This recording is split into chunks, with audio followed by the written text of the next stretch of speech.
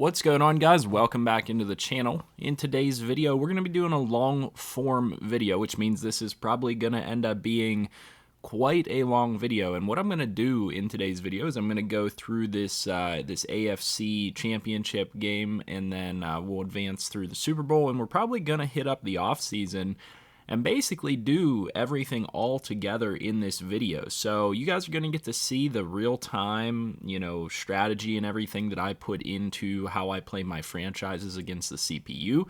So you'll get to see everything right here firsthand.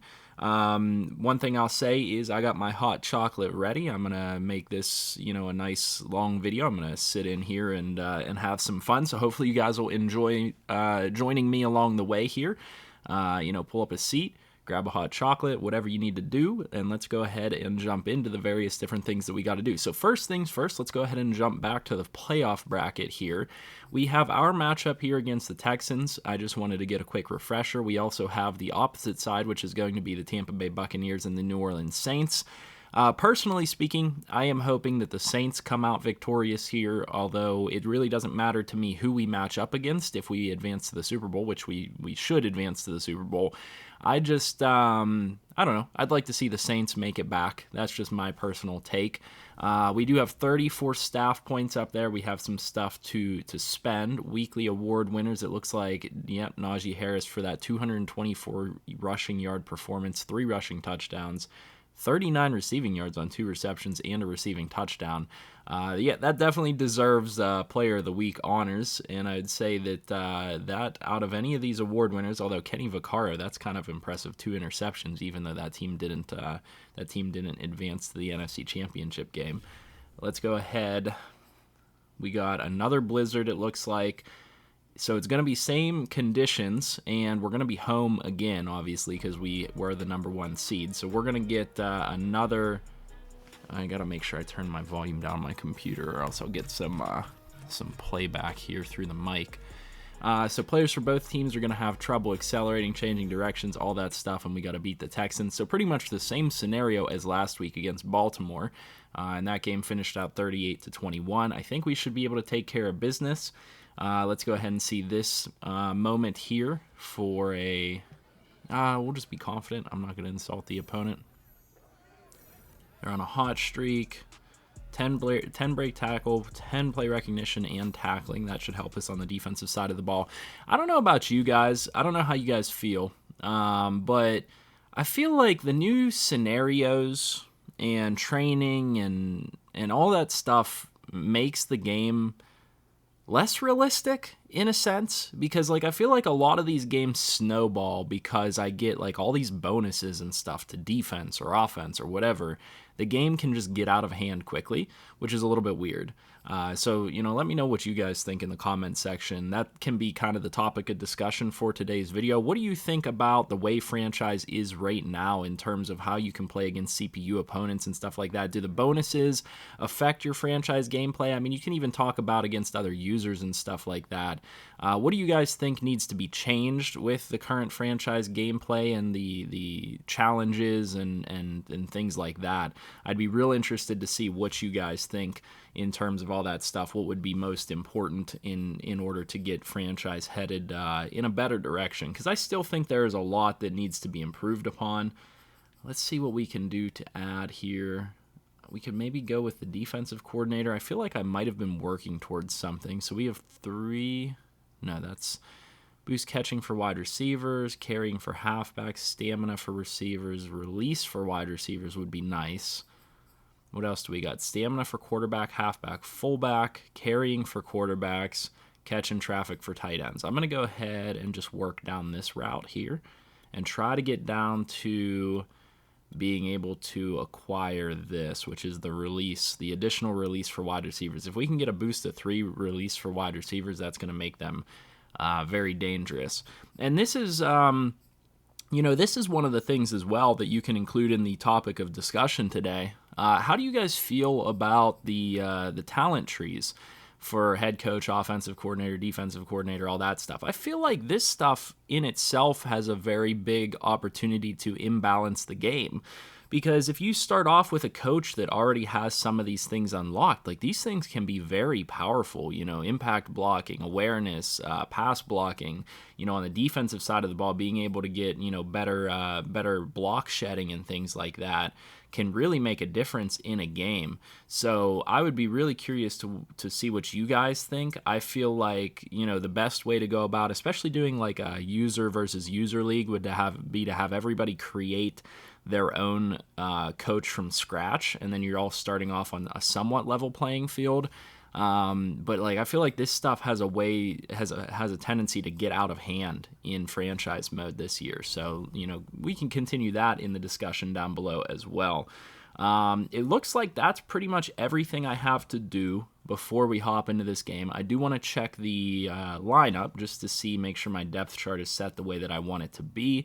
We do have Freiermuth up at the top. Claypool is active. Deontay Johnson is active. I might try to boost him in his role. Might try to give him some more playing time. Najee, Big Ben, and Benny Snell at fullback. Defensive side of the ball, looks like we are pretty healthy right now, except for TJ Watt, who I believe we said... Oh, no, he's out for one more week. So who's the one we're missing? Yeah, Cam Hayward will be missing through the end of the season. So 3 more weeks, but that is going to be through the Super Bowl, even if we make it there. Defensive back-wise, that looks like where we're going to have to add it in the offseason. So keep that in mind for the rest of this video, because we are probably going to hit the offseason in this video. And I'm going to say probably going to be looking to upgrade the defensive back position. Now, we will be letting a couple of guys like Melvin Ingram and stuff like that walk. So we'll obviously have other positions of needs. Let me go ahead and finish these couple of upgrades.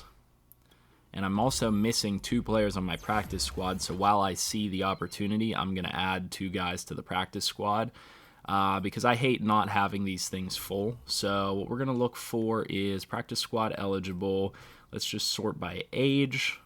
He's a little slow. I try to add the youngest players here or the most athletic players. It really doesn't look like there's a lot out here for us. I don't know that it's even going to be worth it to add these types of players to the practice squad. I like John Hightower a little bit just because of his height and his athleticism. He's a player that I utilize in other franchises, although he is 26 here, so that changes things a bit.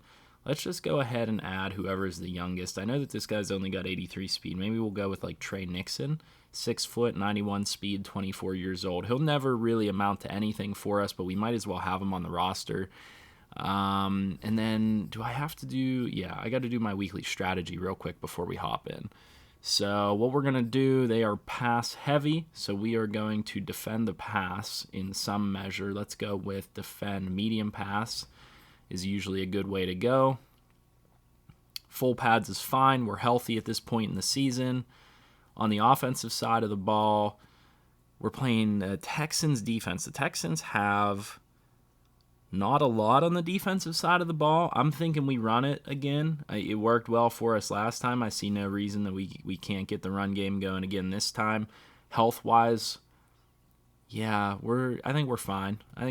We'll have a week off as well after this, hopefully. Throw for 350 plus pass yards. Let's change that to rushing yards.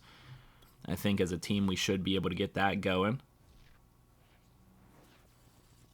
That will probably give us a couple of upgrades. And I might have gotten injuries. I didn't check. Let's go ahead and finish these upgrades out. Ooh, we do have quite a few. Okay, so Kalen Ballage, he has been great for us so far this season. I'm going to continue to upgrade him as an elusive back. Why is he getting temporary -3? What is that from? Oh, that's from it being a snow game, I'm assuming. No, because it looked like it was affecting his agility and acceleration and things like that. So it looks like that's where that was coming in. Chase Claypool is an interesting one because he's a physical type of wide receiver, and it's always about trying to figure out how to get his other skill sets up.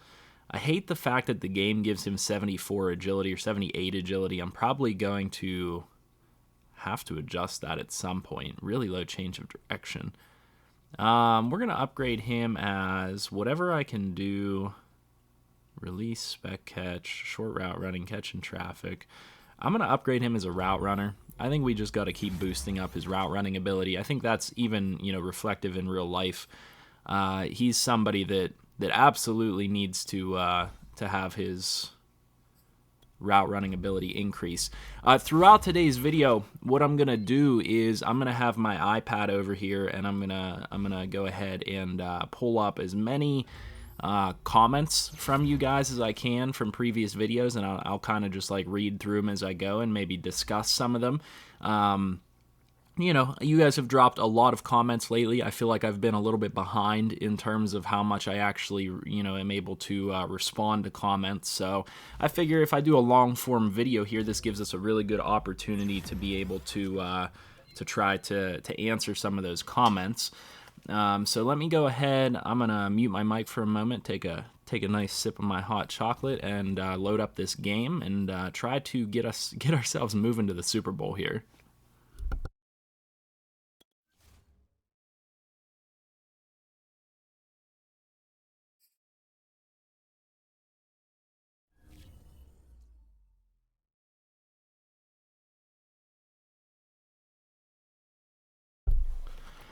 All right, so 79 overall Texans. I'm kind of amazed at the fact that a 79 overall team managed to find their way to the AFC Championship game. I'm going to be honest with you guys. I don't have a whole lot of confidence that this is going to be a game. Based on the way that we've played this season, based on the way that this game plays, based on how good our team is at this point, I see us probably rolling over them at this point. I don't, obviously I can't guarantee that, and maybe that's a little bit of wishful thinking and I'm jinxing myself, but I don't really believe in jinxing myself. So good kickoff there, almost went out of bounds. It was pretty close. Deshaun Watson, I did leave in at quarterback for the Texans because it's a mistake. It's something that I should have fixed or paid attention to early on. I never thought that they would get this far, so I never thought that it would be something that I would have to worry about. Beautiful tackle there and block shed by Tyson Alualu. It's not something that I figured I'd have to worry about, but at the same time, I'd like to have as much of a challenge as possible in this game, and I feel like taking Watson off the field is just going to give me an easy win. So, we're gonna live with it. Watson rolling out. Alex Highsmith. Close. I should have switched on sooner and probably would have been able to get a sack. I don't know. That's one of the major things, and I'm going to just take a second to pause it and give a mini rant here. Pursuit speed for like linebackers and stuff, and pursuit angles are atrocious. So like Highsmith should be on a line to intercept him up this way, and he's just kind of like why does he like turn with him? You know what I mean? Like at the point that he turns right there, he should be accelerating through where Deshaun Watson's going to be and be wrapping him up on the legs, and instead he just keeps running. Finally, I switch on and I make the tackle the way it's supposed to be done, but that tackle should have been made here back like at the 30, not up here at the 40. Pursuit angles in Madden have been atrocious. I don't know, more so this year than I remember them being in the past. But maybe that's just the way that they changed the game that has made it so that pursuit angles are more noticeably bad now. And that's going to be a strip sack, and Ingram's going to take that one back for a touchdown. Yeah, this is the type of stuff that I'm going to expect to see out of this football game today. Let me see that again. So Tuitt just absolutely gets the bull rush. That's a user bull rush. Throws the guy out of the way. Should have the sack, but okay, Deshaun Watson escapes the sack.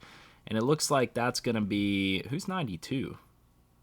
That's Loudermilk, the rookie coming in, getting his hands on Watson and forcing him to the ground. Now, that's probably going to be just a sack. I don't know. They might review it. Probably not going to be a touchdown. I'd say Madden more than likely is going to review it. No, they're not. Okay, so they are going to give us the touchdown. That's going to stand. And yeah, that's the type of stuff I'm going to expect from today's game. How did I still miss that? I angled it to the left. I guess I didn't kick it powerfully enough and didn't angle it far enough. I usually kick my field goals with less power, my extra points and stuff like that, because it increases the accuracy. But I guess that's not the case right there. So let's go ahead and try to find a comment. Okay, so first comment, this is on the video talking about the little quirk with the scouting terminology that they use in terms of projections, whether they call a player a round projection or a day 1, day 2, day 3 projection. I just, I understand the logic behind that stuff, but I just find it a little bit jarring because I have OCD. I'm the type of person that, like, I'd like you to stay consistent no matter which way you're looking at it. And so this comment is going to be from BBRay34. I think it adds to the immersion. Not every scout or analyst is going to use the same terms. Mel Kiper may word it one way, while somebody else might word it a different way. And I think that's actually a really good way to look at it. I agree with you. And I've changed because a lot of you guys did put that comment, very similar comment out there. I've lightened up to the idea of the way that they label it. But what I'll say is when Mel Kiper, when one person refers, like your comment there specifically, you said one person might word it one way and another person might word it another way. Well, if they're going to do that, then we should have two separate boards within the system. You know what I mean? So, like, they're giving us one scouting board, and on the same exact scouting board, which my impression would be that it's from the same person or the same staff, it is showing us two different, ways to label the players in terms of their projections. So if you're going to say that different people are labeling them differently, that's perfectly fine. Show me two different boards. You know what I mean? Say this is Scout A's board and this is Scout B's board. Scout A defines these players based on rounds, and Scout B defines these players based on the day that they're projected, or the overall number that they should be projected, or something like that. We should have had an interception there, taken back for a touchdown. But, hey, thank you for the comment. Thank you for everybody that comments on the videos. That type of stuff, commenting on the videos, liking the videos, even disliking the videos if you disagree with me, or you think there's something wrong with my videos. All of that type of stuff helps the channel and helps this community that I'm trying to build here with you guys. Because it helps YouTube to recognize that, hey, there are people that care about these videos. There are people that want to see this content, and it helps YouTube push this content out to other people so that we can grow this community and help everybody be as informed as possible. So I'm gonna go ahead and finally get the football here on offense. Najee Harris gonna break up the middle. We're getting really good blocking, and I think that's that. Back to the comment that I made earlier about the what was I gonna say? The staff points, the staff skill trees, and all that stuff. That has been one of the biggest boosts to this team. Like, I have a bunch of offensive line scouting boosts. Or, sorry, not training boosts. What am I talking about? Skill tree boosts. So my offensive line plays way better than they should. And that's one thing that, like, I like that from the realism perspective of, like, if you get a good coach, they can do that. They can bring the best out of your personnel. They can bring the best out of your team. But at the same time, like, there's, like, the Steelers line is still bad. No matter who they have there at offensive line coach or offensive coordinator, they're still not physically as talented as the other teams around them, and they should not be playing as well as they do within my franchise. So, I like the idea of where it came from, and I like the idea of where Madden is potentially going, but the key for me, more than anything, is that they take the opportunity to actually improve next year upon it. Don't just accept the fact that they came up with a solid system and just live with it. You know what I mean? Like, you have to keep building and improving upon what you have. And they have no problem doing that with Ultimate Team every year because they make extra money from it.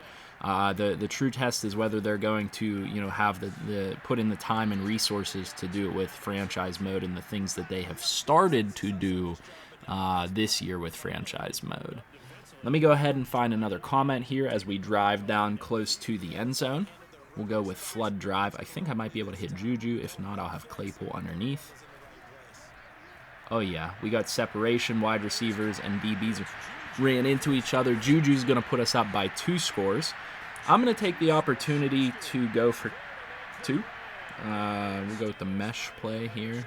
I don't think this is going to be open. It looks like they have the halfback covered, but that should mean that Freiermuth is open. Oh man, and I switched on too early, so it took me outside. So we'll be up 12-0. First quarter's basically coming to an end here. Let me go ahead. I'm going to take a moment here to look down at the comments and see what else is going on. Oh, okay, so here's a really good one. This is on the video that I just made talking about projected overalls in comparison to, projected rounds in comparison to player overalls, where I discussed the fact that in the new scouting update, they did not fundamentally change the way draft classes work. So if you see a player projected as a first-round talent, you know that they're going to be one of the higher overall players in the draft class. You know, like it's pretty obvious. Like, you really don't need to do the scouting end of things, because players that are said to be good early on are going to be good. So the comment here is by, let me see it, by GCA. GCA commented, "I'm not impressed with the new scouting system. Nothing improved. They just moved things around and added scouts." And that's exactly my feelings on it right now. Like, I really like the scouts. I really like the regional thing. The concept is fantastic. The only problem is that they didn't really change anything, because you still can tell who's good before you ever scout a single player. You know what I mean? You still know what's going to happen prior to ever putting in any effort of your own. So, you know, all of those changes of the scouts and, you know, the changes to the system and all that stuff, I feel like are maybe a moot point, because, you know, at a certain point, you're doing the same thing with the same draft classes that are formed the same way, and, you know, there's no real questions going on there. Like, there's no busts, you know what I mean, and things like that. You know who's good from the start, and you know who's not good. So that I think that's the major problem that I have with it, and that's why I tried to warn you guys, you know, with my videos and stuff. And that's that right there. You know, like, I don't care about the views. I never have. All I care about with this channel, and the reason that I started this channel, was just to simply help out as many people as I possibly could, to spread information that I know about the game, and help people be as good as they can be at the game, in franchise mode especially.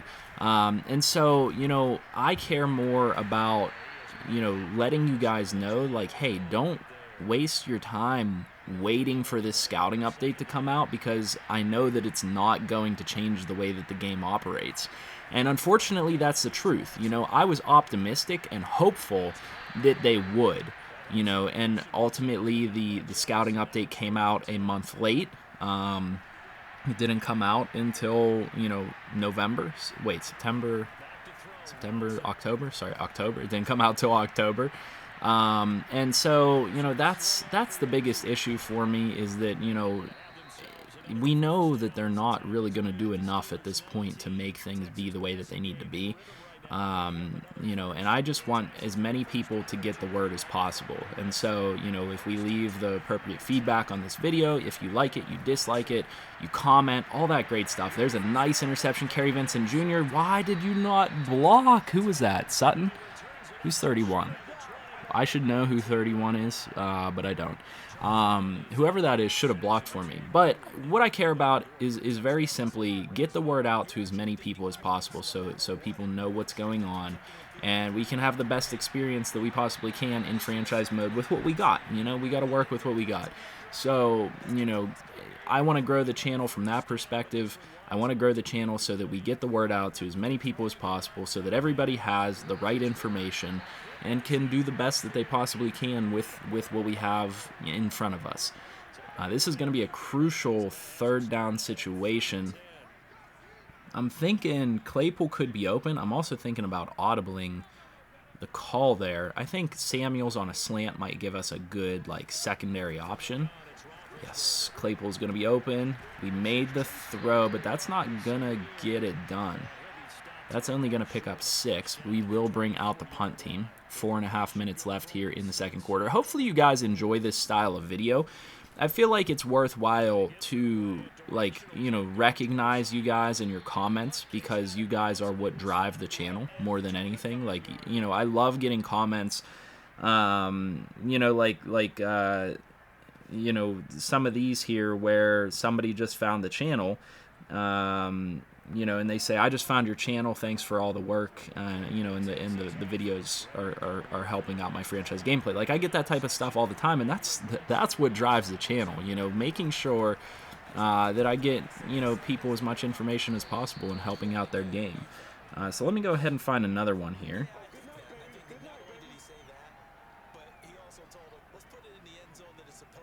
I'm still getting comments back from like my PGA Tour videos and my MLB videos and stuff like that. So it's hard to sort through some of the comments. I did get a comment on the one video, and I wanted to comment on this. I've gotten this comment a couple of times from people asking me to just stick to Madden, and I don't want to be rude about it, but the best way that I can put this is this channel is not just about Madden. This channel's purpose is to spread information about video games that is valuable information for those video games. So I put out videos 4 or 5 times a week. I try to hit 5 times a week. Sometimes I do more than that. And a majority of those videos are always pretty much going to be and have been Madden videos until something changes. You know what I mean? Like, this is the game that I play the most. This is the game that I enjoy the most, even though it's a flawed game. But that's not going to change the fact that I play other games and other people play other games. I play COD. I play computer games. Like, I play Total War. I play Cyberpunk. I play Warhammer. I play just about anything that you could imagine. I play Assassin's Creed. I play Far Cry. I play just about everything. I've grown up playing video games, and I still pretty much own every single video game that I've ever purchased. I don't trade them back in or anything like that. Like, I'm a video game junkie. And so I know a lot about video games, and I play them a lot. So, that's just the way that this channel is going to be. Whenever I find the opportunity to provide some valuable information out there to the video game community, I'm going to make that video, because that's what I enjoy. I enjoy informing people, I enjoy spreading knowledge, and I enjoy helping people more than anything. Like, that is what drives this channel, and what drives my effort on this channel is helping people out. So, I do appreciate that you like my Madden content, but I would also appreciate that you understand that it's not the only content that I'm ever going to make. I'm going to make MLB content probably every year because it's the best sports game on the market. I'm going to make content on NHL. I'm going to make content on various different other games. I'm probably going to make some content on FIFA and things like that, you know what I mean, whenever I pick those games up and have the opportunity to play them. Right now, I am coaching football in real life, so I haven't had as much opportunity to play games as much as I like, but I do continue to try to put up 5 videos a week, informative videos that can be helpful to you guys. And I've been relatively successful with that. I feel like I've missed out on a couple of topics, but that doesn't change the fact that the goal is still the same. So you're going to see videos from other games, and ultimately, if you are not... Oh, who is that? That's an offensive tackle picking up the touchdown. That's just an absolute breakdown. Howard, of all people, goes up and gets the touchdown. So we're going to have 44 seconds left here in the first half to try to go down the field and score. Getting back to that topic, though, just understand that that the channel's not going to be that, and the channel is not going to be dictated by, people wanting me to not play a certain game. What I will say is I don't get a lot of comments asking for other game tips and tricks, and I know that you guys play other games. Like, I mean, I know that a lot of people probably play Madden specifically, but like, I play other games, which means other people probably play other games too. You know what I mean? Like people play multiple video games. So one thing that I'll say, if you're watching this video and if you ever have any other games that you have questions on or you want me to try to play, ask questions and let me know what game you want to see, because I will more than likely have it, or I will be getting it, and I will have an opportunity to make some videos on it. Freiermuth, come down with that. Oh, that's going to be a pick. How did that ball get past Freiermuth? That's gonna give Houston an opportunity to try to make a play here. Holy crap! 25 seconds left. They have 2 timeouts. I got to be careful here not to give up a score and lose the lead. We do have a man deep. All right, ball's overthrown. That's fine. Let me go ahead and find some more comments. I still get comments. I've made videos on so many different games. I made videos on The Sims. I still get videos. I made a video on The Sims of how to like create like corner tiles or something on, you know, for like flooring and crap like that. And I still get comments thanking me for that video because it's a video that like that's how I get the ideas for my channel. I play a game and I'm like, okay, how do I do this? I haven't figured out how to do this specific thing yet. And then I go out there online and I see like, oh, well, nobody's made a video on this. Okay, well, that means that if I have that question, somebody else out there probably also has that question. You know what I mean? So why not make a video on that and try to provide an answer to that question? So let me go ahead here. They're kicking a field goal. I want to go special teams, field goal return. I would think that this ball is going to die before 6 seconds, but just in case, I would like to have an opportunity to return this. Okay, yeah, I probably should have just let that fall because I would have had it down. Oh, come on. What is that? Deontay Johnson is faster than every single one of these guys. Dang it! That was actually a really freaking good return off of a field goal. That was actually really impressive. So that'll take this game to halftime. That's going to take us to halftime. We are going to continue to focus, run inside. On defense, we are going to again continue to focus defending the medium pass. We are getting the ball here. I'm going to take a moment to take another couple of sips of my hot chocolate and mute my mic. I'll be back in a moment.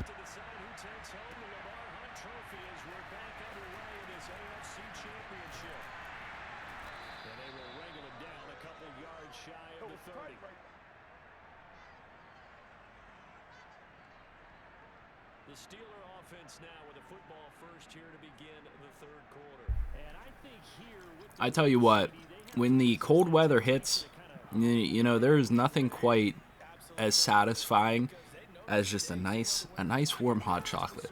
You know what I mean? There's just nothing that beats it, in my opinion. I love hot chocolate. Okay, so here is, I've gotten multiple comments relating to the same exact topic with the new scouting update, and that is a lot of people are saying that for whatever reason they are only getting like 40% revealed on most of their players that they are scouting. So here's a comment specifically from Real J Coop. He commented, short answer, no. Scouting is glitched and having only 40% is dumb. Old scouting was a bit too easy, but this is a crapshoot. So that's definitely correct. And I've done a little bit of testing on it. I haven't done enough testing on it to give you guys a dedicated video to, you know, how to get the best percentages scouted on your players and stuff like that. But ultimately, scouting is going to come down to being a crapshoot. And that is what a lot of people will say is the realistic factor about it. They will say that the reason that the new scouting system is good is because scouting is a crapshoot in real life. And that's factual. I can agree with that. I can get behind that logic. The only problem is their crapshoot is in a way that is still just kind of wonky and glitched and broken. You know what I mean? So like NFL teams will have a very good idea of what a player's skill set is and what their value is. You know what I mean? And so one of the things is I don't like the fact that you get like letter grades for their position skills and stuff like that. It should be very much a fog of war type of thing like you get in other sports video games, like in NHL and things like that. And what I think would be the perfect way to incorporate scouting and drafting players is you will never know what their abilities are until you find out on an NFL football field. So have everything be completely covered up and completely inaccessible. Even if you go in to click on the player and edit the player, have it be completely inaccessible so you can't even see what their ratings potentially are. And what you do is based on their performances within practice, within training camp, within preseason, and within the regular season, is their numbers in their skill categories fluctuate based on their performance.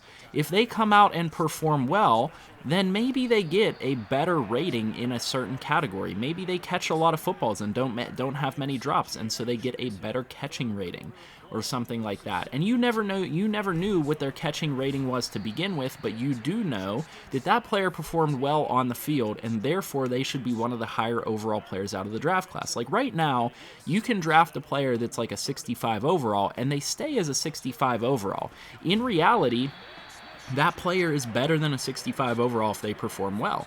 And on the same note, if that player performs well in real life, they'll get a better rating from Madden, and they'll get updated that way. So why isn't that the way that the system can be within the game? You know what I mean? So why don't we have it set to where, a player is completely unable to be seen in terms of their overall or anything of that nature, and there's a couple of factors that maybe change how good they can perform on the field. Like this guy was a first-round talent, so he's going to get a couple of intangible boosts that make it more likely for him to end up being a high overall when his overall and ratings are finally revealed.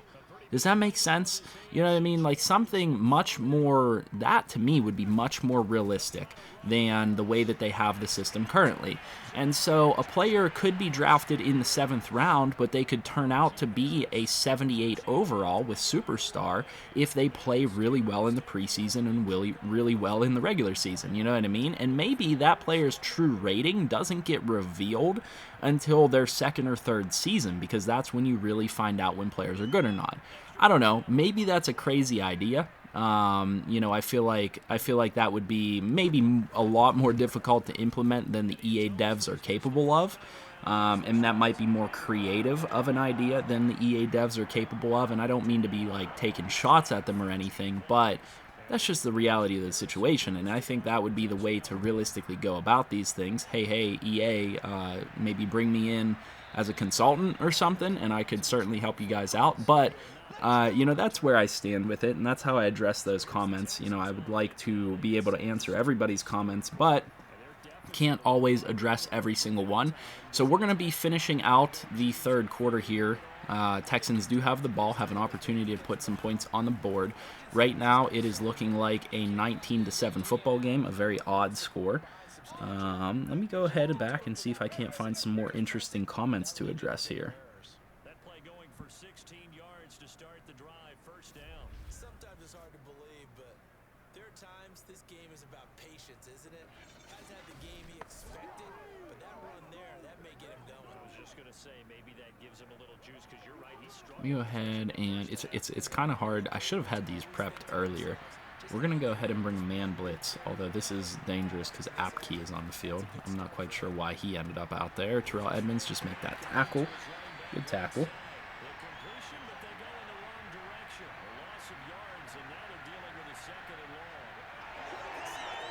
Oh, and so here, so this is another very similar comment. So Falcons fan 71, who is somebody that's been commenting on my videos for a while and has been around the channel for a while, that I've recognized quite a bit, always leaves great comments and stuff like that. Left a comment that said, I wish they could patch this so you could learn a little bit more about these players before you draft them. They also should raise the focus players from 3 to at least 6 or 8. I definitely agree. I think that only being able to focus on 3 players is a little bit weird.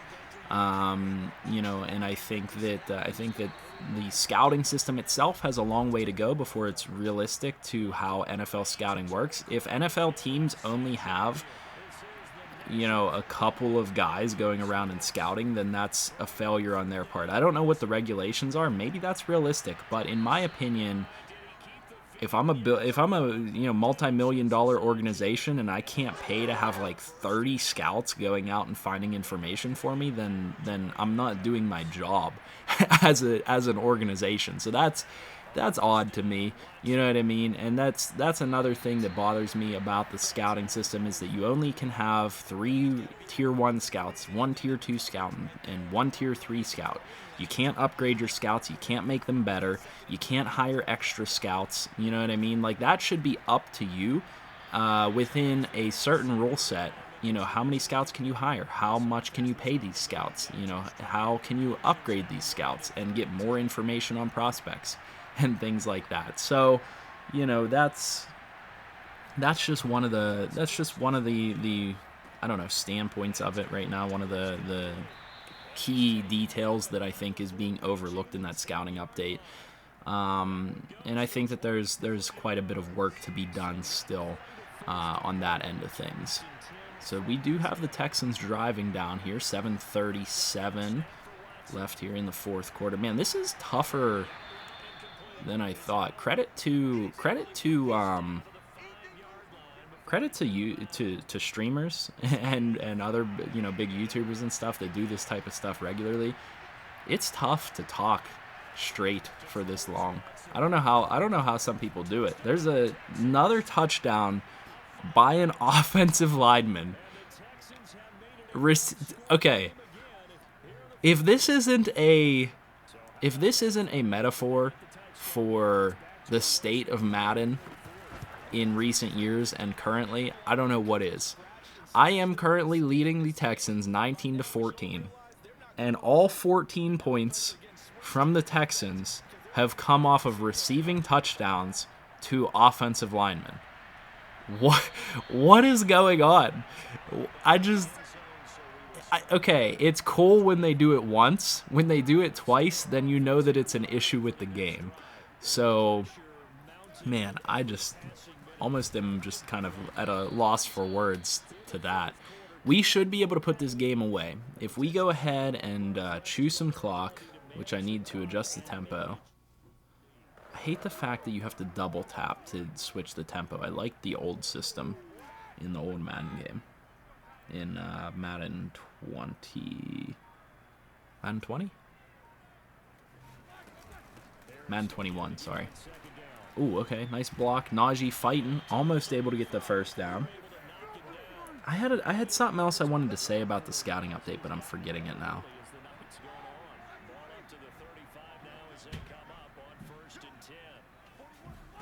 We can go ahead and take this one to the outside. I will be right back. I'm going to have to pause for 1 second, and I'll be back in a second.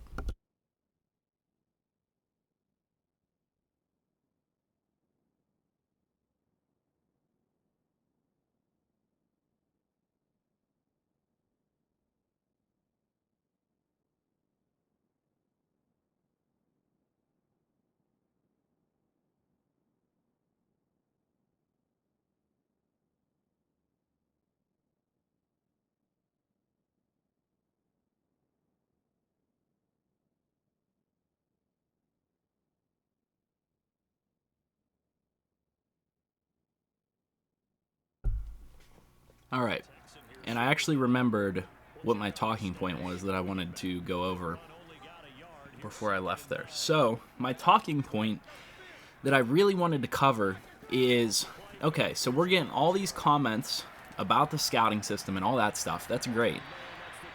But, you know, I get all these comments about, you know, the scouting system would be great if I could uncover more percentages on the players, if I could have more scouts, if I could do this and that. But in reality, you already know who's going to be good and who's going to be bad based on the way the scouts project the players to start the season. So you have to do absolutely no work to get projections on the players. You know, you come in with automatic projections on every single player in the draft class. They're automatically projected as a top 5 pick, a round 1 pick, round 1 to 2, round 3 to 4, or a day 3 pick. So you already know where they're going to be located. And based on my experience, based on everything that I've looked at, you know that if they're categorized that early as a top 5 pick or a round 1 pick, that's who's going to be good. And if they're categorized as around 1/2 and 3/4, then they're going to be that mid-tier type of draft pick.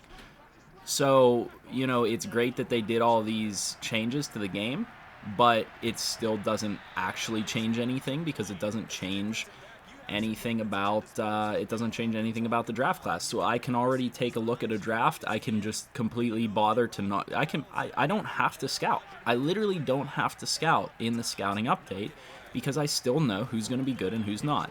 I did decide to go for it on 4th down. Juju breaking tackles. The reason I decided to go for it on 4th down, because I feel like I'm going to have to justify that. I'm talking, when I talk on stream, when I'm trying to play a game, I struggle to focus. I should be blowing this team out right now, and there's no question about it. They've gotten 2 receiving touchdowns to offensive linemen, and the reason is because I'm not paying attention, because I'm talking more than I'm playing the game. So I'm taking the dang 4th down, and I'm shutting this game out. You know what I mean? So that's that. I'm not gonna talk too much more about that. Let's go ahead and try to punch this in. We're probably going to get a holding call there. Not getting a lot of movement up front. Unfortunately, we are getting a holding call, so that'll bring us back. 2nd and 14. I'm going to go ahead and run. I only bring this out occasionally. I love this run play. Out of the single back wing, I really like the toss crack, because it gets that outside defender to come in, and usually, if it's blocked well enough, lets me get out to the edge. Zach Banner didn't really get a good block, but we did pick up 6. There's very often a lot of space out of that play. I love that play. Houston is going to take a timeout. I'm probably going to throw this one to Claypool. Yeah, he's open. That's a touchdown. And that should be the game, all things considered. That should be the game. So that's going to take it to 25-14, makes it 11 points. Extra point attempt. Probably should try to kick this one like full power. Yeah, so I don't know if you guys have ever noticed, and I did make a video on this a while back, and I feel like they changed this to the game last year maybe, or the year before, and they never told anybody about it. If you kick with less kick power, then the meter goes slower. If you kick with full power, then the meter goes faster. So it's easier to time your kicks, like field goals and extra points and stuff like that, if you kick the field goal with less power. I did specifically make a video on that a while back. I don't know how many people actually saw that. That's a video that I felt like everybody in the Madden community should know about. That I feel like I don't think the video got pushed out as much as it should have. That was one of those ones that's like everybody can use this in every single game mode, and I feel like a lot of people don't know about it. That is a huge one. We got 2 guys deep. You know what else I hate? I hate the way that players defend passes, deep passes, in this game. It's not a zone thing at this point anymore, and I never even really had the trouble with zones like other people said they did. There's another offensive tackle catching a ball for like 30 yards. Maybe they just don't have a tight end on the roster. What I hate is the way that defenders actually play. There we go. There's a strip, and 2, it's going to bring that ball back. That will definitely end the football game. Whenever they pass deep, the defenders just don't play the ball the way they should. They just kind of stand there in Madden 22. It's actually kind of bizarre. They don't stand there. They stand there. They stand there. They don't play the ball. They don't play the receiver. They don't try to intercept it. I would say 9 times out of 10, if it's a deep pass, even if you take over the player and try to make a play, the ball just goes right past the defender and allows for like easy catches on the offensive side of the ball. It's kind of bizarre. That'll take us down to 43 seconds, I think. We're very close to being able to run this out. Actually, they don't have another timeout, this would take us to 4th. If I can make this play last more than 4 seconds, we'll be good. Or I get a first down. Yeah, we're good. There we go. And now the clock will be able to drain down all the way after that play. So I won't need to snap the ball again. So we will advance to the Super Bowl with a 26-14 victory. I'll be on the lookout here for any other solid comments that would be, something worth talking about here. Let me go ahead and look through these. I have gotten this comment a couple of times. Somebody wants me to make a video, or maybe it's a couple people, make a video about the best abilities on offense and defense. That's just kind of a broad topic. It would be a really long video if I made it. It is something that I have potentially on the agenda. But like at the same time, like that's a tough topic for me to make a video on because I don't support superstar abilities or X Factor abilities. It's something that I feel like is a really cheesy gimmick that is like a cheap way for the EA developers to differentiate between players. Like, instead of making their ratings within the game actually matter, and instead of actually rating the players properly based on their career statistics and their career performances and their current performances and stuff like that, they just say, oh, let's slap a superstar ability on this player, and that'll make him play different than everybody else. You know what I mean? Like, to me, it's a really cheap and lazy way to get out of properly putting this game together the way that it should be. And so, I don't mind pointing out what are good superstar abilities and things like that, or what are good X Factor abilities, but at the same time, I also just generally try to shy away from doing anything that supports abilities within the game. Much like you'll see, like I've played Ultimate Team in the past. It's just Ultimate Team is super toxic and it's unhealthy, in my opinion. And so I don't play Ultimate Team anymore, and I don't make Ultimate Team content because from my personal perspective, I don't want people to get into Ultimate Team if they're not already into it. You know what I mean? Like, I would be very happy if Ultimate Team disappeared from every single game out there. Just from the pure standpoint of it detracts their ability to put time and resources into franchise mode and modes that are actually core modes within the game and things like that. So, I mean, maybe that's a selfish way to approach it, and I would say maybe it is a little bit selfish, but I don't know. I just don't like superstar abilities. I don't like X Factor abilities. It is something that I occasionally make videos on, but I try to more so gear my videos towards things that are core Madden concepts that are going to be around for forever, because we also don't know if superstar abilities and X Factors are going to be around for forever. There was some rumor that they wouldn't even be in Madden 22. And they shouldn't have been in Madden 22. If they are really trying to do what they say they're trying to do with Madden 23 or whatever it's going to be called, and advance franchise mode in the game in the right direction, they shouldn't have superstar abilities or X Factors in Madden 23. I think that it's very telling that if we go to franchise settings and, after they introduce superstar abilities, we can go down to superstar abilities and turn them off. The fact that that's even a setting in the game tells you that they are aware that a majority of the community that plays this game don't like superstar abilities. You know what I mean? Or a very large portion of the community don't like them. So, yeah, I mean, superstar abilities, they do help differentiate players. They don't do it in the right way. Am I going to make videos on it? Probably at some point. But I think that there are other topics that are more valuable to make videos on. So that is why I shy away from doing that topic specifically, and I apologize for that, but that's just kind of my stance on it. We're up to the Pro Bowl now. So what do we got here? View playoff bracket. Let's see. We're playing the Saints. Thank goodness. The Saints make it to the Super Bowl as the 7 seed. That should be an interesting opponent to go up against. I think that one will be really interesting.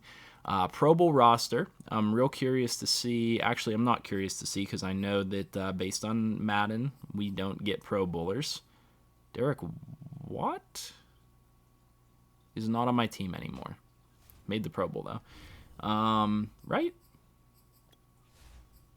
I'm pretty sure that's the case. Yeah, he's not on the team anymore. Okay. I was like, did they change something where your players can actually make the Pro Bowl? Weekly award, looks like we did earn a weekly award. So Najee Harris, 27 rushes for 137 yards and a touchdown, got that. And 4 tackles, and the interception by Kerry Vincent was huge. Going to get the defensive player of the week. Upgrade players, we do have a couple of player upgrades following those performances. Holy crap, that's a lot of player upgrades. Holy moly. This is going to be one of those rare times where I am going to auto upgrade everybody. I very rarely do this, and if I wasn't recording a video, I would go through every single one of these players and upgrade them. And in fact, what I'm going to do instead of that, I'm going to go through and do the couple that I actually care about.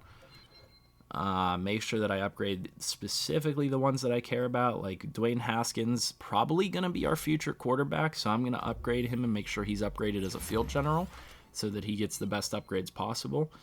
Like Jesse James, don't care about him. Benny Snell, Ray McLeod, Wormley, Finney, Loudermilk. A lot of these guys probably not going to be on the team next year.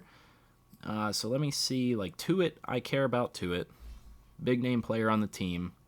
Going to upgrade him as a power rusher. Yeah, and I'm being 100% dead serious. Whenever I go through this stuff on my own, I go through every single upgrade and take the time to do every single upgrade myself. I know that there are a lot of players out there and a lot of franchise guys out there that don't take the time to do that type of stuff. I just believe that if you're willing to put in the time and effort, you give yourself every single advantage roster building wise. That stuff is huge to me, so I make sure that I pay attention to my upgrades every single time I have the opportunity to. Now we're playing CPU here, so it doesn't bother me too much. Yeah, I mean, I guess I could do Alex Highsmith. I'm not going to really worry about it. The rest of these guys can auto upgrade. 22 players. Holy crap. That's a lot of players to upgrade. TJ Watt is available to play again, so he will be available for the Super Bowl. Alex Highsmith, though, has been performing well. So, what do I do there? Holy crap. Okay. This is potentially a really good matchup. I don't know how they're going to play, but 86 overall, 87 on offense, 85 on defense. That's about as good of a team as I could hope to have in the Super Bowl in the final matchup of the season. So, I'm liking what I'm seeing there. Let me go ahead, mute my mic one more moment, and take another sip of my hot chocolate.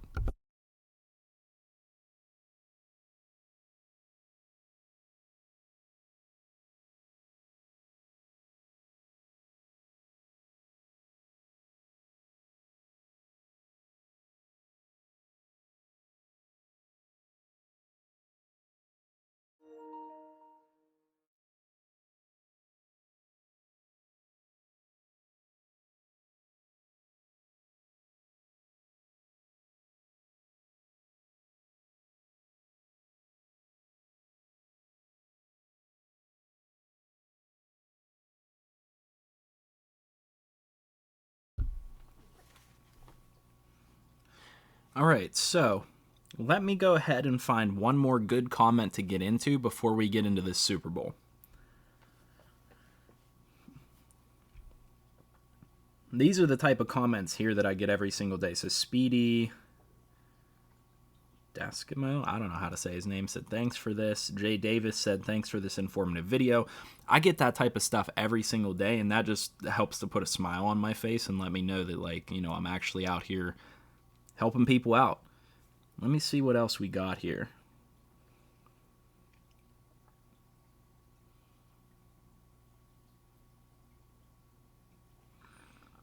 This one from State of the Franchise Gaming commented, definitely needed this as I'm in an all-user league. It didn't dawn on me that the grade corresponded to the draft class and not all players by comparison.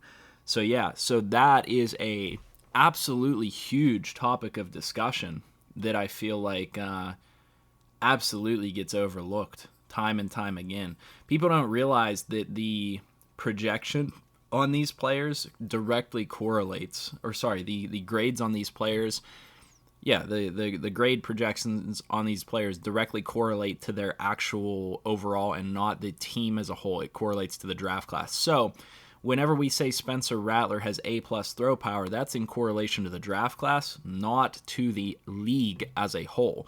When we say Kayvon Thibodeau has A finesse move, that's in what's the word I'm looking for? That is in reflection to the draft class and not the league as a whole. So there are players in the league that have 99 finesse moves.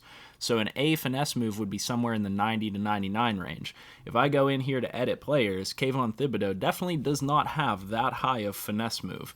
If we scroll over to it, finesse move 86. So that's saying that out of anybody in the draft class, 86 is the highest, because he's got that A grade there. You know what I mean? That's the correlation there. It's not correlated to players in the league. That is the key. That's for sure. I'm going to probably skip some of the scouting here for the rest of the way. Let's go ahead and see what we get done. We get a Super Bowl media day. I don't know if this is going to give us like music or not. I'm going to make sure I turn down the game volume to 0 for now. So you're no stranger to the magnitude. How much does that help? Yeah, it helps to be familiar. Earn 10 staff points. Okay. From just participating in Media Day. That's interesting. I think we've now crossed over about an hour for this video. If you guys are still with me, thank you so much. I really appreciate it. I'm not going to skip the scouting. I said I was going to do everything in this video. Let's do it all. What do the Steelers need? The Steelers need defensive backs. Have I scouted them all? Probably not. Let's go ahead and finish out scouting on as many of these guys as possible. C+ looks decent for a 5th rounder. C+, we'll fill in all these. B-, that guy's probably pretty solid. These guys could potentially be good. And we need to hit another 10. There we go. Evened out our scouting points. All right, so we got scouting done. Let's upgrade players quickly. How do I have another... this is the stuff that ends up being bizarre to me. How do I have another player upgrade after not having done anything? Weekly strategy. So we're going up against New Orleans. New Orleans does a lot of interesting things. They're probably going to pass the football, though I'm not that worried about Jameis. I'm more worried about Kamara, which would let me say I probably want to defend outside run to start. It's the last game of the season. Everybody's practicing full go. They have a very good defense all around. I'm going to focus on run outside. I think that's going to help me the most. I don't really feel like I need to change anything down here. Score 5 rushing touchdowns, not going to happen, but we'll leave that as our goal. Why not? Because I'm sure there's a midway point there. Now let's see if there's any injuries after practice.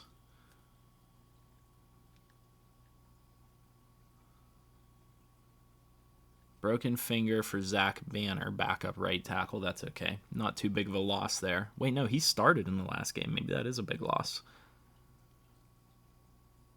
Okay. Upgrade players again after training. A lot more upgrades. I do care about actually quite a few of these. So Cam Sutton, we're going to upgrade as a slot cornerback. I think ideally Cam Sutton projects out to be our future slot, which means we need 2 cornerbacks on the outside, though he did get upgraded to superstar this year. Harrison Phillips, probably going to be a long-term player on our D-line as a run stopper. Buddy Johnson I care about. Upgrade him as a field general, because I don't know how long Schobert's going to be around. Zach Banner, don't really care too much about. Minka is already good enough that I don't think it matters how we upgrade him, but we'll upgrade him.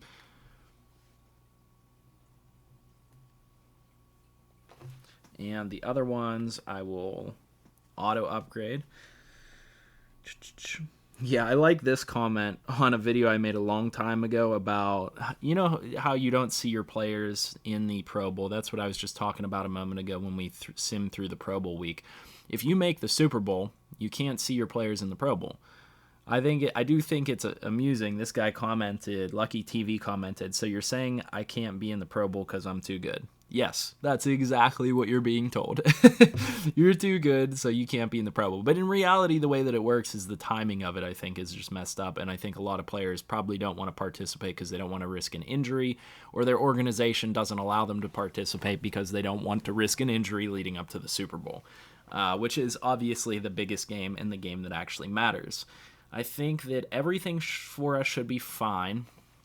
I have those 17 staff points, but I actually think I'm going to save those for the off season to see if I might need them for anything in terms of adjustments. What I am going to look at here is at D end. I don't know. We'll leave it. We'll leave everything as is and make adjustments as necessary in the game. Let's go ahead and hop into this one.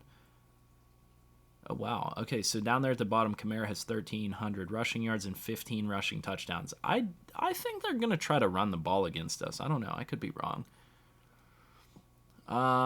In the Super Bowl, we are going to wear the Classic. And we're going to wear our Classics in the Super Bowl. That's probably against protocol.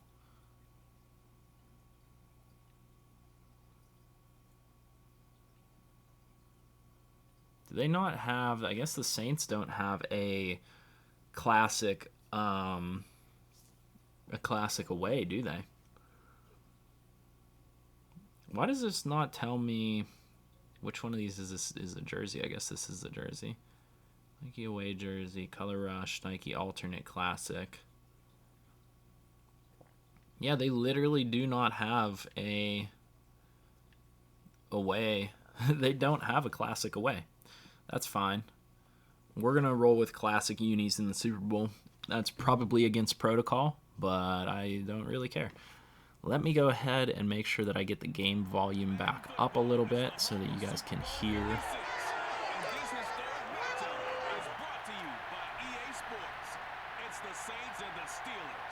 I do like this Super Bowl entrance. This is kind of nice. I love those classic uniforms. I used to not like the Steelers Classic quite as much as everybody else seems to, but I think they're pretty slick, to be honest. Did I miss where this is at? Where is Super Bowl LVI at? There were palm trees. So is this at the Dolphins Stadium? Where's my phone? I'm missing my phone.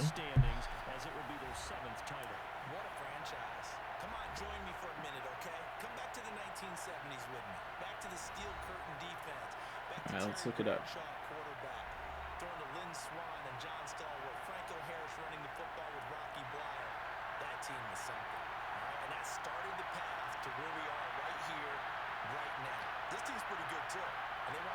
It's located at SoFi Stadium in California.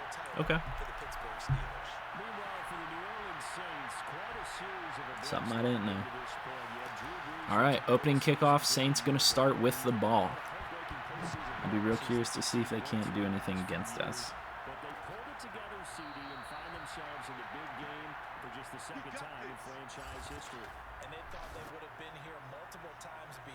Starting a 3-4. Oh, they are packed house. Let's bring everybody down to the box. Good contained to the outside. Schobert makes the play.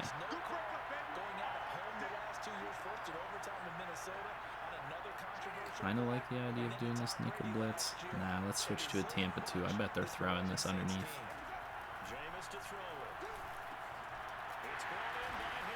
Dude, I cannot tackle lately. I can't get my hit sticks off. I'm going to bring Edmonds down a little bit to compensate here. Hit as he throws. This is one of those opportunities. Okay, my defender actually went up and tried to make a play. Nice job, Joe Hayden.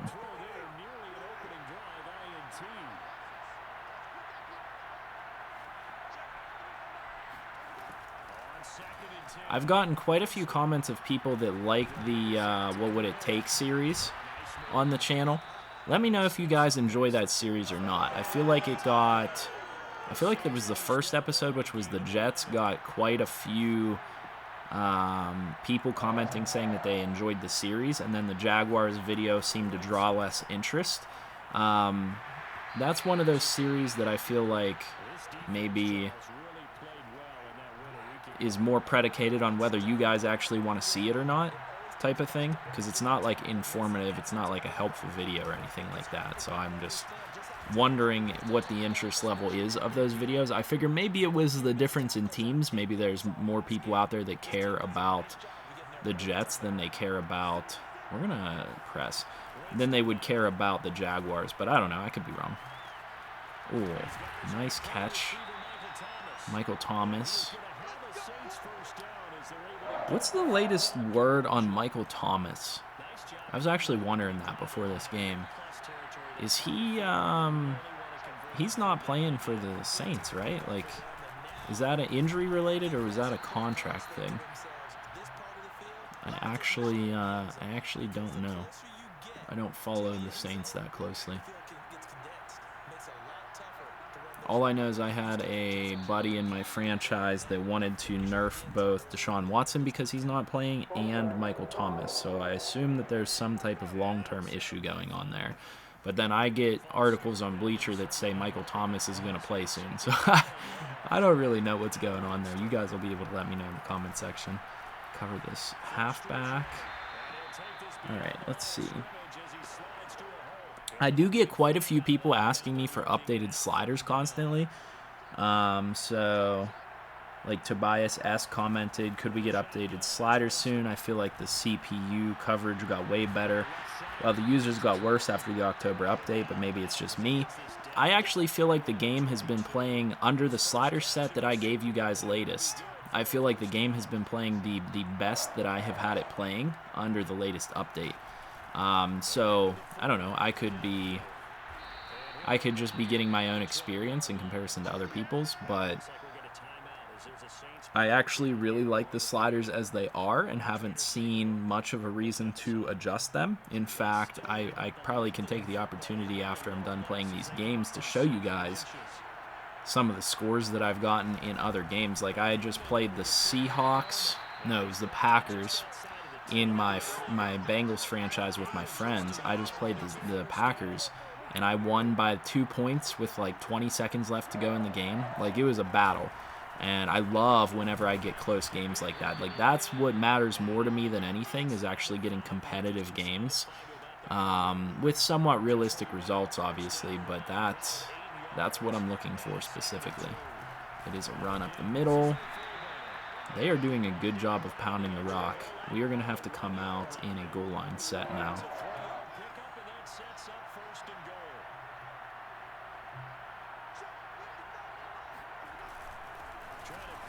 Oh my goodness, why does that not give me the tackle? Wrap up his ankle or something.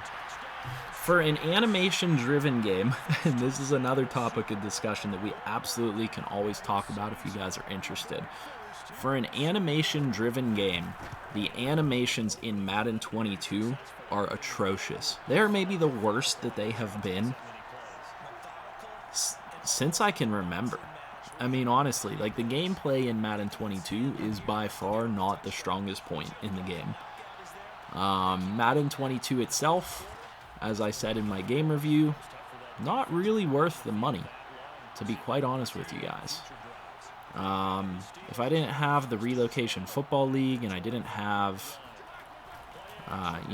YouTube obligations and stuff like that, I would not have bought Madden 22. Let me know how you guys feel about that. Personally, I may lose this game, guys. Like, this Saints team is no joke. There we go. There's a nice catch. I was worried I might not be able to move this football. We'll see. I don't know if it's going to keep up or not. Yeah, but we got the edge. Couldn't get the juke move off, but do get up across the 50 to the 43-yard line. One rush, 20 yards. yeah, if I didn't have to, I would not have bought this game. I don't think Madden 22 was really worth much, if I'm being honest. Why? Okay, thank goodness that that's an incompletion. I'm just saying I led that pass, and for some reason, I guess because he's on the run and doesn't have that much throw power anymore, can't get that ball upfield, but like we have this broken for a touchdown right here. I see we got the DB turned around, or the linebacker turned around. All Ben has to do is toss this ball up like right here somewhere, and Deontay Johnson should be able to go get it. And that ball lands a good 10 to 15 yards short of where I was looking to toss it up to. Firemouth, I know you're saying you're open there, but probably not that open. Deontay Johnson's open. Yeah, that's about what I figured would happen there. We're going to have to battle back in this one. I had my guy open. I don't know why Ben... I know why, but I don't know why. This should be an easy completion. Yeah, he gets hit as he throws, but... Does that ball come out of his hand sideways? That's kind of crazy. Look at that. Look at the way that ball's facing. That ball is facing to the left. I find it hard to believe that that's how he actually threw that football. It is wobbling. That should be... I don't know. It should have been a bullet pass or a touch pass. Somehow that ended up as a lob pass, I guess, because he got hit. Probably should have been a touchdown. 7-0.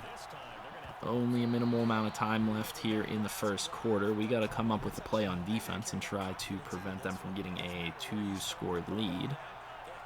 I think this blitz will be open. Oh, good pickup by the halfback. This is the stuff I don't understand. This is what I was saying earlier. Why are pursuit angles so broken? This is Terrell Edmunds. Terrell Edmunds, for context, in this franchise, got upgraded to superstar and is like an 84 overall. What is that pursuit angle? There's at no point does this wide receiver cut back. He's looking to go this direction all day long. He's looking to go here all day long. Why is Terrell Edmunds not taking an angle to meet him and push him back inside? Why does Terrell Edmunds, who again is a superstar 80-something overall safety, come inside and then have to cut back outside to try to pursue him? Yeah, I don't know. I just don't know about that at this point. 1 second left. That'll take us down to the second quarter. So we do escape the first quarter with only 7 points of damage on the board for the Saints.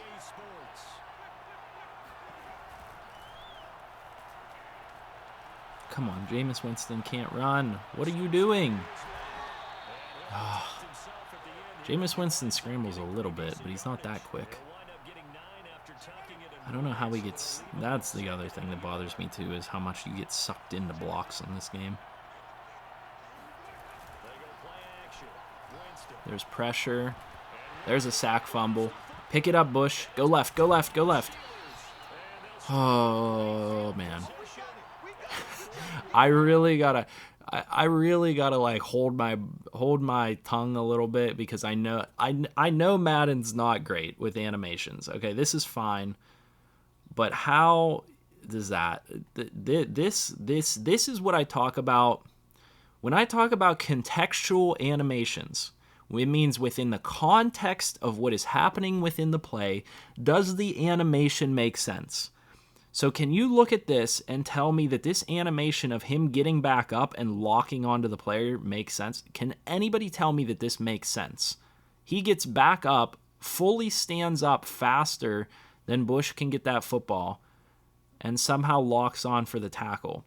And this is the other part of the context that makes sense. So Winston is going to the right, Bush is going to the right, and somehow the tackle happens to the left and backwards. So in theory, if this tackle were to actually happen, they should both fall towards the bottom of the 0, right? They should both fall in the direction that they're moving. That is the context of the play. The context is they're both moving to the bottom of the numbers. When the tackle happens, he somehow gets pushed backwards, and Winston glitches to the right and pushes him to the opposite side that they were both going. Oh, it's so frustrating. It makes me want to scream sometimes. I don't understand who looks at that and says that makes sense. Let's put that out and sell that as a product. I don't get it. Oh, my goodness. Najee Harris going to pick up a gain of 5. So what I'm going to do is I'm going to coin a term, okay? So one of my favorite YouTubers that I watch, he plays Total War games. Most of you guys, probably all of you guys, are going to have no clue who that is. It is Era of Carthage, all right? If you get a chance, look him up. Look up the game Total War. It's a fantastic game, a fantastic strategy game. I love that game. He coined the term CA Please because the organization that develops Total War games is called Creative Assembly, so their abbreviation is CA. So what I'm going to do, and I have friends that already say this, but what I'm going to do is on this channel, I'm going to coin the term EA Please. So anytime that something like that happens, our term is going to be EA Please. EA Please. EA Please. That's what it's going to be. Let's go with Smash Seam. Let me know if you guys can get on board with CA with EA Please. Good catch. Again, a contextual animation that didn't make sense within the play, but that's okay. 4th and 2. We are going to go for this. Inside zone. I have a double team. How much you guys want to bet that my center and my guard don't double team that defensive end? They did actually get a pretty good double team. I'm impressed. I'm impressed. They managed to get it done. Now, our man left the double team way too early, but, you know, you win some, you lose some. We at least got the block, got the first down. I don't love this play. We are going to have to switch that. Oh, yeah.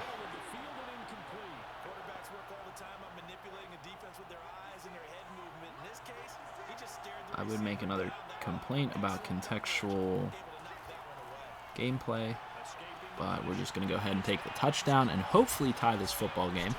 I'm to the point where I might just simulate the PATs and stuff like that so that I don't have to be bothered with them, but we are going to tie that one up 7-7, 4:52 left in the second quarter. And while we go ahead and kick the ball off, I might as well look for another opportunity to find some more good comments down here. This is a comment that I've gotten quite a few times. Do I have current gen sliders versus next gen sliders? I'm aware that the game plays a bit differently on current gen and next gen. But what I will say is whenever I played Madden 21 on next gen,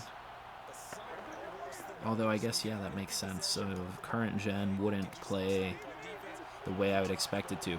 When I played Madden 21 on next gen versus current gen, the sliders that we played on were virtually the same. And they both had positive effects on the way the game was played. So, in theory, this slider set that I have given you guys and I am playing on should be perfectly fine. Just maybe needing a couple of tweaks, and there's a nice sack by Alu. Just maybe needing a couple of tweaks. It should be fine on current gen as well. You should not necessarily need to do too much to the slider set in order to get pretty good gameplay out of them for current gen games. So I am not personally going to go out of my way to create a current gen slider set because I feel like the slider set I have put out is very close to what you would want to play on. Because this slider set that we came up with, or that we found, was based on information we got from a franchise community that we're playing on a very similar slider set on current gen Madden 21. So these are not far off from what that slider set was on current gen Madden. And like I said, I feel like Madden 21 versus Madden 22 play pretty similarly. In a lot of regards, I don't believe that it's going to make a lot of sense to devote time and effort into developing a separate slider set. So I apologize for that. That is one of those videos that right now, because I'm coaching football, I definitely don't have the time to be able to make.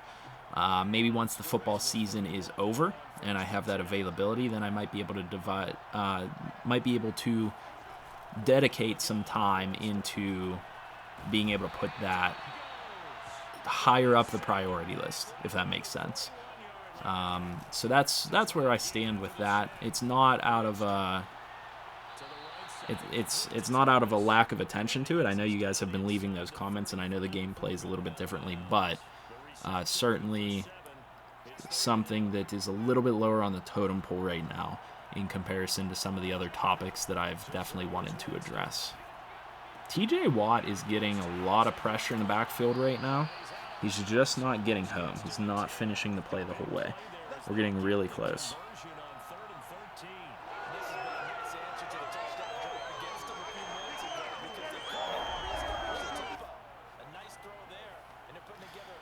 So this is actually a really interesting comment here by Jay. Jay commented, what to do about superstar players in the age of 28 to 30 and in that 90 to 92 overall range? That is, before I address that comment, that is a perfect example right there of what I've been talking about DBs not playing ball. I know that I switched on to this guy, but like I'm pressing buttons to try to make, like a competition here, and he goes to catch it. I don't know what that is. I think Sutton goes to catch it. I don't really know what he's doing. I don't know why the DB doesn't understand, like, hey, the receiver's a foot to your left. You should probably play that receiver. I don't know. That was just something I had to point out there. But in regards to superstar players, 28 to 30 years old, 90 to 92 overall, I've kind of had a shift in my viewpoint on those types of players. Most of the time, I would be trying to sell them.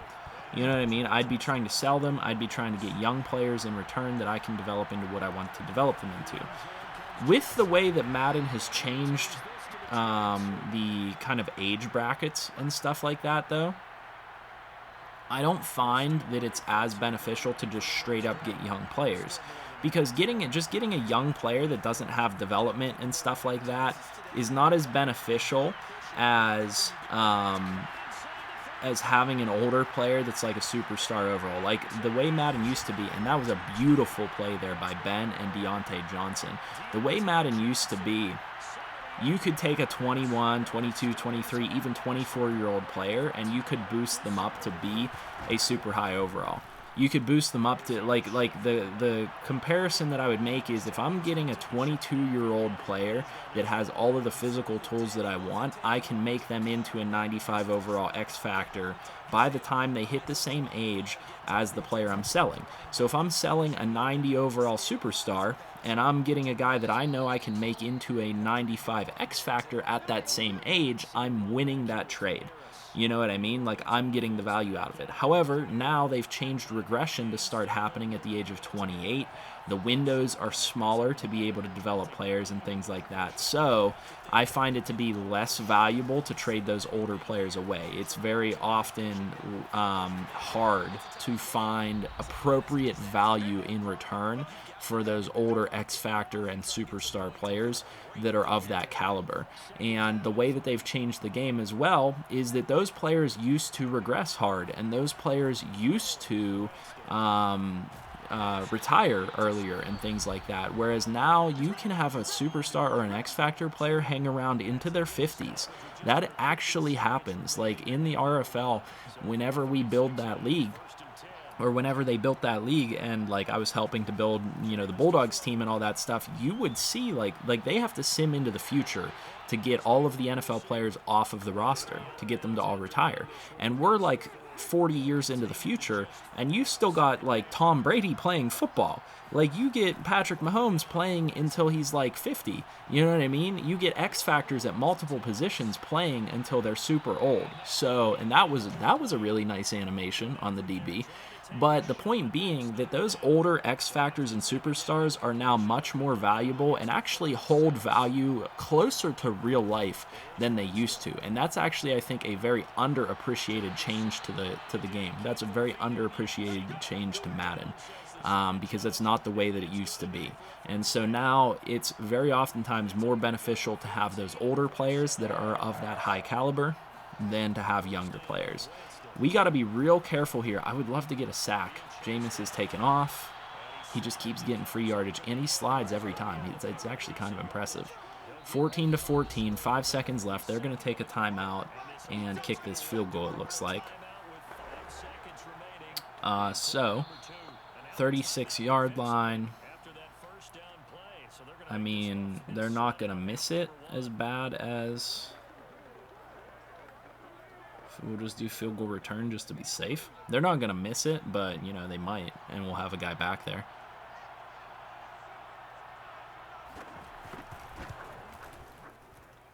Yeah, that's going to be good. All right, 1 second left on the clock. I do think I'm going to run a play because of how good this team has been against me. I am going to use that 1 second to maybe run a screen or something and hope for the best, like hope I can get a touchdown. Hopefully this doesn't backfire on me. Game plan, concept, screen pass, halfback slip screen. They only got 3 guys in. I'm almost tempted to just run this. Yeah, let's just run it. There's a juke. Stiff arm. Oh, I thought for a second we had something cooking. That was almost a really nice attempt. If we would have got 1 block, we would have been gone. All right. Offensive focus, second half. Running has been working for us. Run outside. Defensive focus. We're going to have to defend the pass because that's where they've actually been attacking us.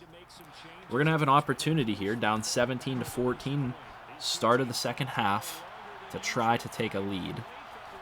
We have not had a lead in this game. Is that correct? They went down, they scored, we tied. Yeah, they scored again and we tied again. So we have not had a lead in this football game. I would like to be able to say that I had a lead in this football game, even if we lose it. Big hole to the left side. Good blocks up front.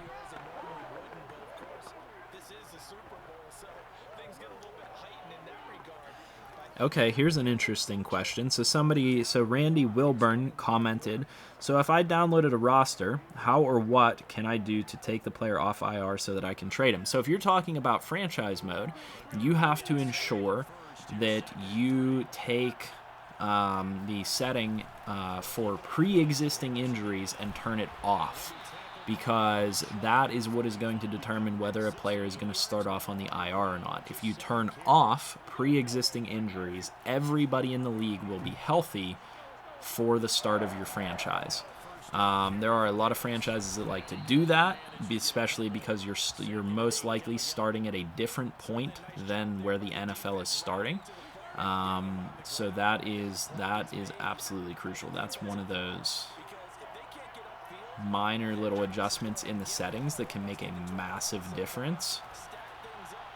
Come on, you're there for it. There we go. Nice catch. I'm surprised Ben managed to get that football there. That's one of those little settings that has enough potential to make a huge difference in the way you play your franchise. And that's one of those things that's like, if you forget to turn it off and you wanted pre-existing injuries off in your franchise, that can just totally disrupt it, and you have to restart the entire thing again. You have to set it up again.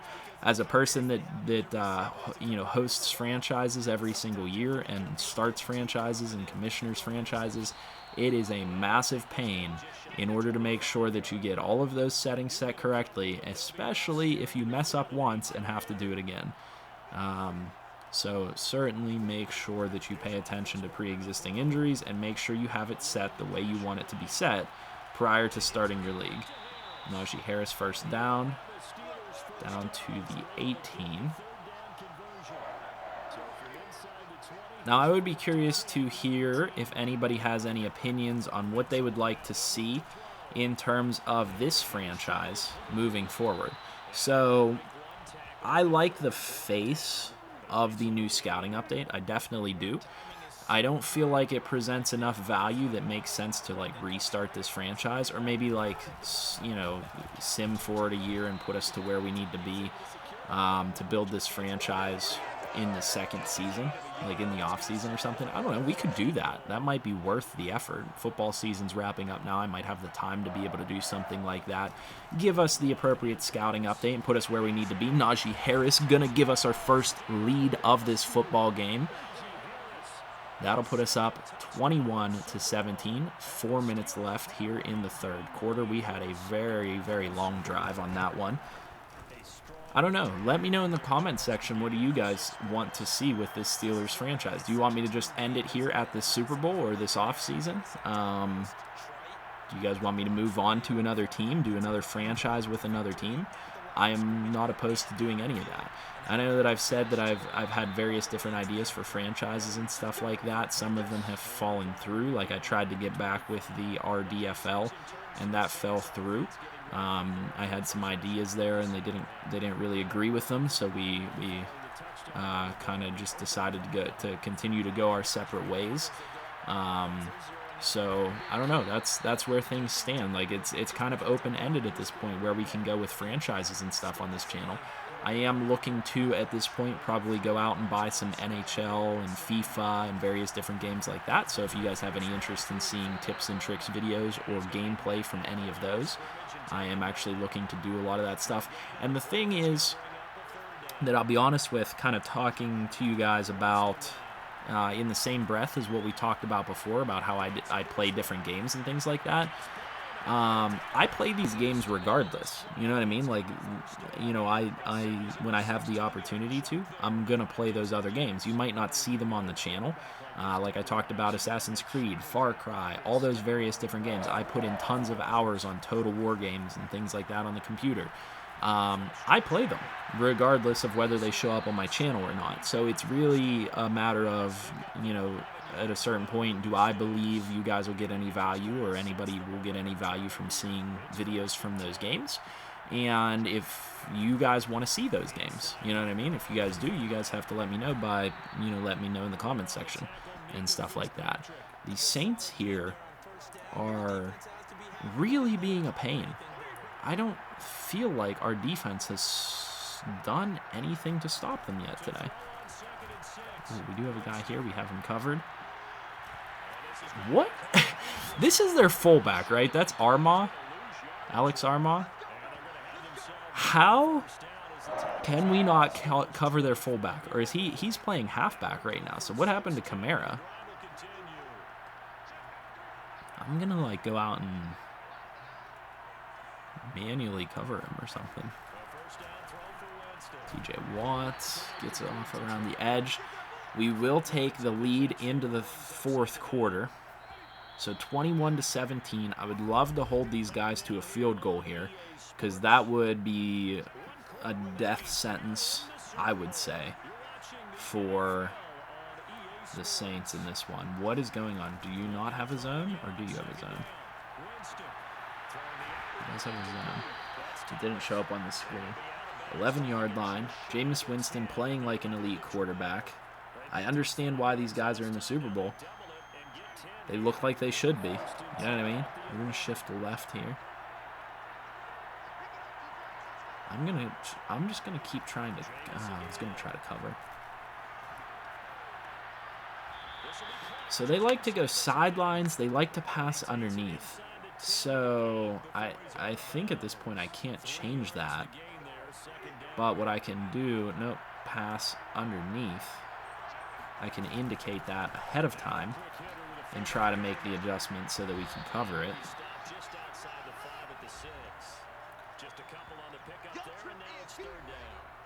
We rank first in takeaways. I didn't even know that. So I'm going to go 3-4. No, I want some speed on the field. Dime. Cover 4. I love going cover 4 down here in the end zone. This is like a little known trick. I love going cover 4 down in the end zone because it allows to split the field up into short segments, small segments rather. And when you do that in the end zone, it prevents guys from easily getting open in the end zone. You know what I mean? Formation, nickel, cover 4, D-line, slant outside. There's somebody open. And we made the play. We somehow batted that ball out. Michael Thomas drops one in the end zone. How did he not catch this football? He's wide open. Wide open on the slant. All he's got to do is possession catch that. That's, okay, so an example of a contextual animation that doesn't make a lot of sense that helped us out here. That's a touchdown. That is 100% a touchdown. Catches the football. 1, 2, 3. He 3 feet down. Should be called there, and we shouldn't even have a chance to make a play, but we do. And that's going to get called incomplete. I think it was a touchdown, guys. I'm going to be serious. I think it was a touchdown, and we got bailed out. I'll take it, though.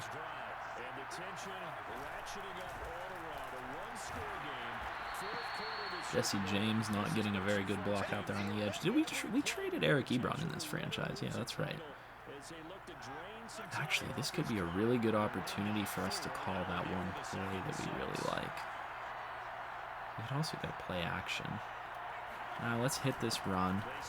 Oh, we got blocks, cut it upfield, get a couple yards. Najee Harris, 86 yards in the Super Bowl. I'm really wondering now, what is the record for rushing yards in the Super Bowl? Nice route on the outside. Juju had to catch up. Ooh, almost. And while we're at it, so really nice play there by the offense. We'll show it to you guys again. But what I want to show you more than anything is the problem that I have with passes and catching within Madden for a long time now. So this is obvious right here. Quarterback not under pressure, wide receiver wide open, okay? This player should catch this in stride every single time, regardless of whether I have to press rack catch or any of that type of stuff. This should be an automatic catch in stride in front of the receiver every single time. Instead, ball is thrown behind the receiver, and the receiver has to turn around to catch this football. So it's like every single time within this game that you get a receiver that you think should be catching a ball in stride, they have to make an adjustment to the ball, even if they're wide open and there's no one around them, that is going to allow them to get caught and allow a defender to make a play, which is a huge problem with the game because you very rarely, if ever, get actual catches with actual real-life motion behind them. You know what I mean? There's always some wonkiness going on there, and I hate that about the game. 4 minutes left here in the fourth quarter. 3rd and 4. I guess I should be doing shoe clock. We're on the 43. If we do not get this first down, we will be going for it. I don't kick field goals from here. Chase Claypool wide open. Gonna get that first. Cuts upfield to about the 28. Now it's time to just continue to put this ball on the ground. We are going to go back to the secret sauce, if you will. The Najee Harris one-play touchdown machine, although Kalen Ballage is in the game. I'm not going to lie. Kalen Ballage plays like a better running back in this than Najee Harris does. If it weren't for the fact that Najee Harris is 4 years younger, and has superstar dev, I would be running the wheels off of Kalen Ballage. 2:08 left. Not ideal that we had to throw that ball out of bounds. I should have definitely been... Actually, I should have definitely been looking to run that football. Jesse James, Freiermuth, or Claypool are going to be open here. Claypool wide open, makes the toe tap touchdown. That is as beautiful as it gets. I saw this before the play, so the way that I was able to determine this, so Claypool's running this route to the outside. This DB on the outside, 9 times out of 10, is going to bite down on that out route, which leaves a one-on-one matchup to the back corner of the end zone, which is an advantage for Claypool. And then over here, we have 2 seam routes. This safety is not going to be able to cover both of them. And I probably honestly could have thrown this to one or the other, because I could have gotten this with some spacing if I would have thrown it maybe more to the middle of the field, and the safety might not have a chance at making the play. This is a good jam on this side to hold up our tight end over here, but we did get Claypool, and bad adjustment by the safety over here, because as soon as he sees this, he should be braking and sprinting to the outside. Now, that's not to say that he wouldn't be able to make the play, but again, what's going on right here? Why does he go the right direction and then cut back right here? Cuts back and then comes back towards Claypool. It's a little weird what's going on there. Player pursuit angles, again, a bit broken. Oh, they are going to go booth review. I was going to say, I'm going to simulate that extra point and kickoff. Because I don't really care about it at this point. We're up by 10. Simulate. That puts us on defense. I don't really want to go prevent. We'll press up.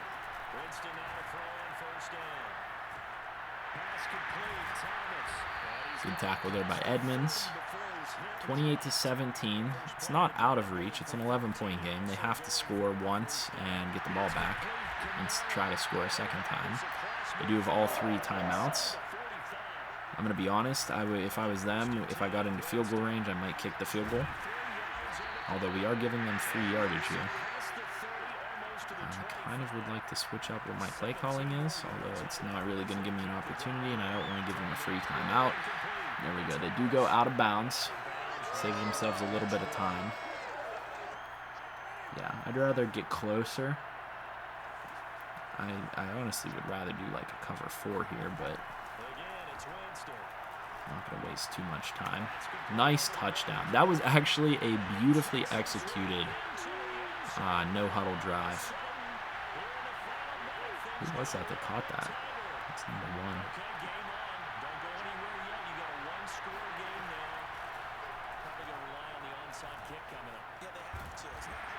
1. And they do convert on the 2-point conversion. 28-25. The only problem is this is going to be a CPU thing here. They're going to kick me the ball. Oh, no, they're not. Okay. Wow. I am a little bit impressed. I'm impressed. Normally, they'll kick you the ball because it registers that they have 3 timeouts and they're just going to try to stop you. But instead, they went for the onside kick, and I like that. I like the aggressiveness. Are they going to be able to stop me in 3 downs? Probably not, especially considering they're not going to load the box.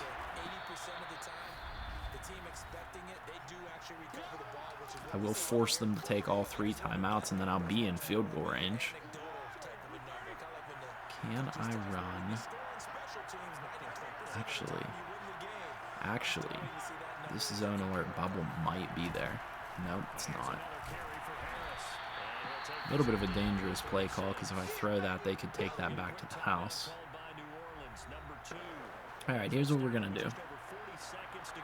I form, toss. No.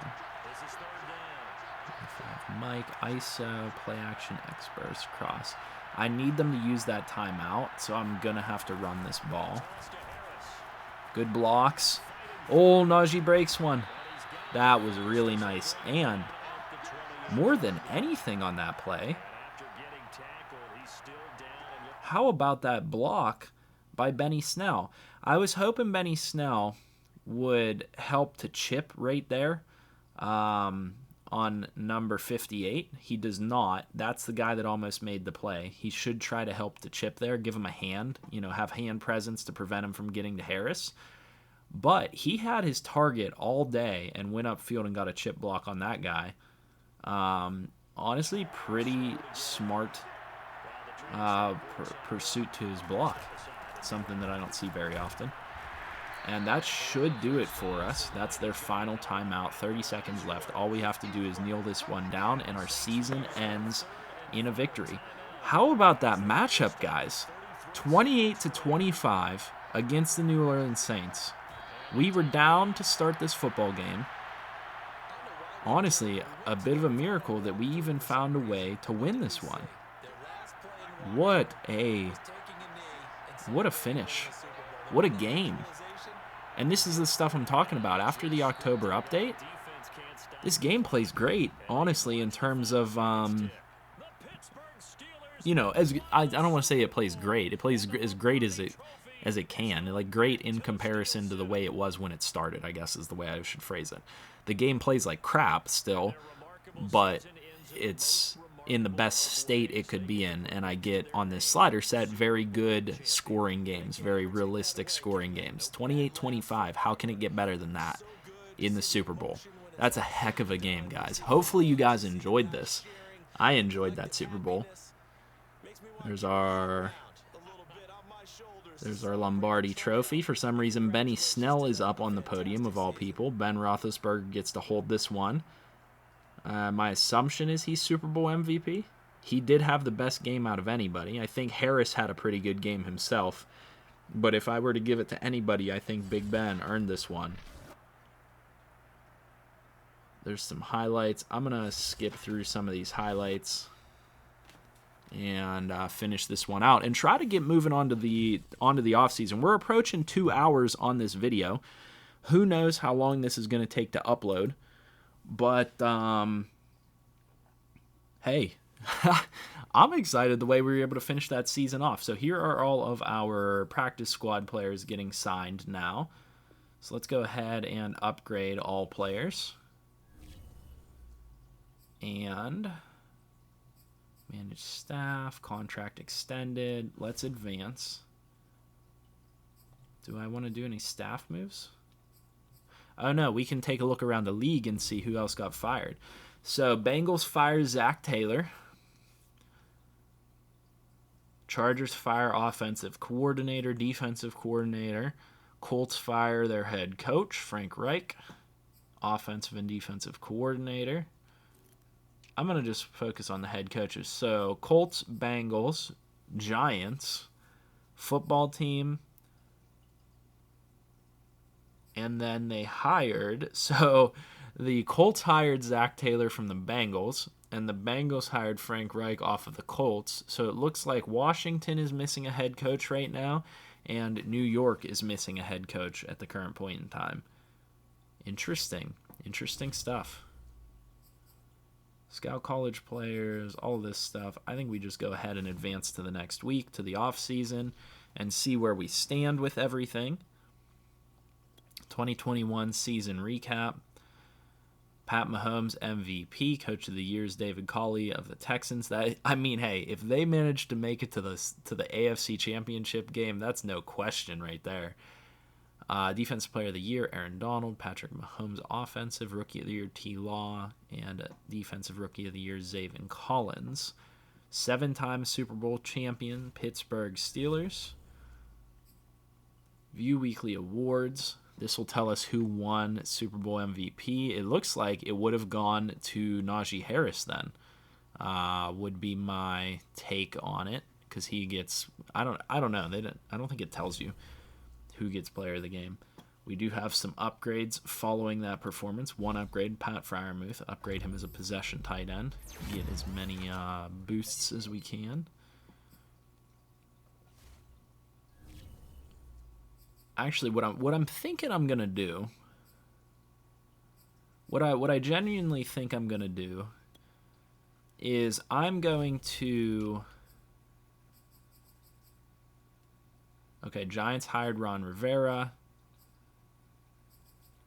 What I think I'm going to do is I am going to probably adjust this roster after this season. So what I might do, if you guys are cool with it, is I am going to maybe, yeah, I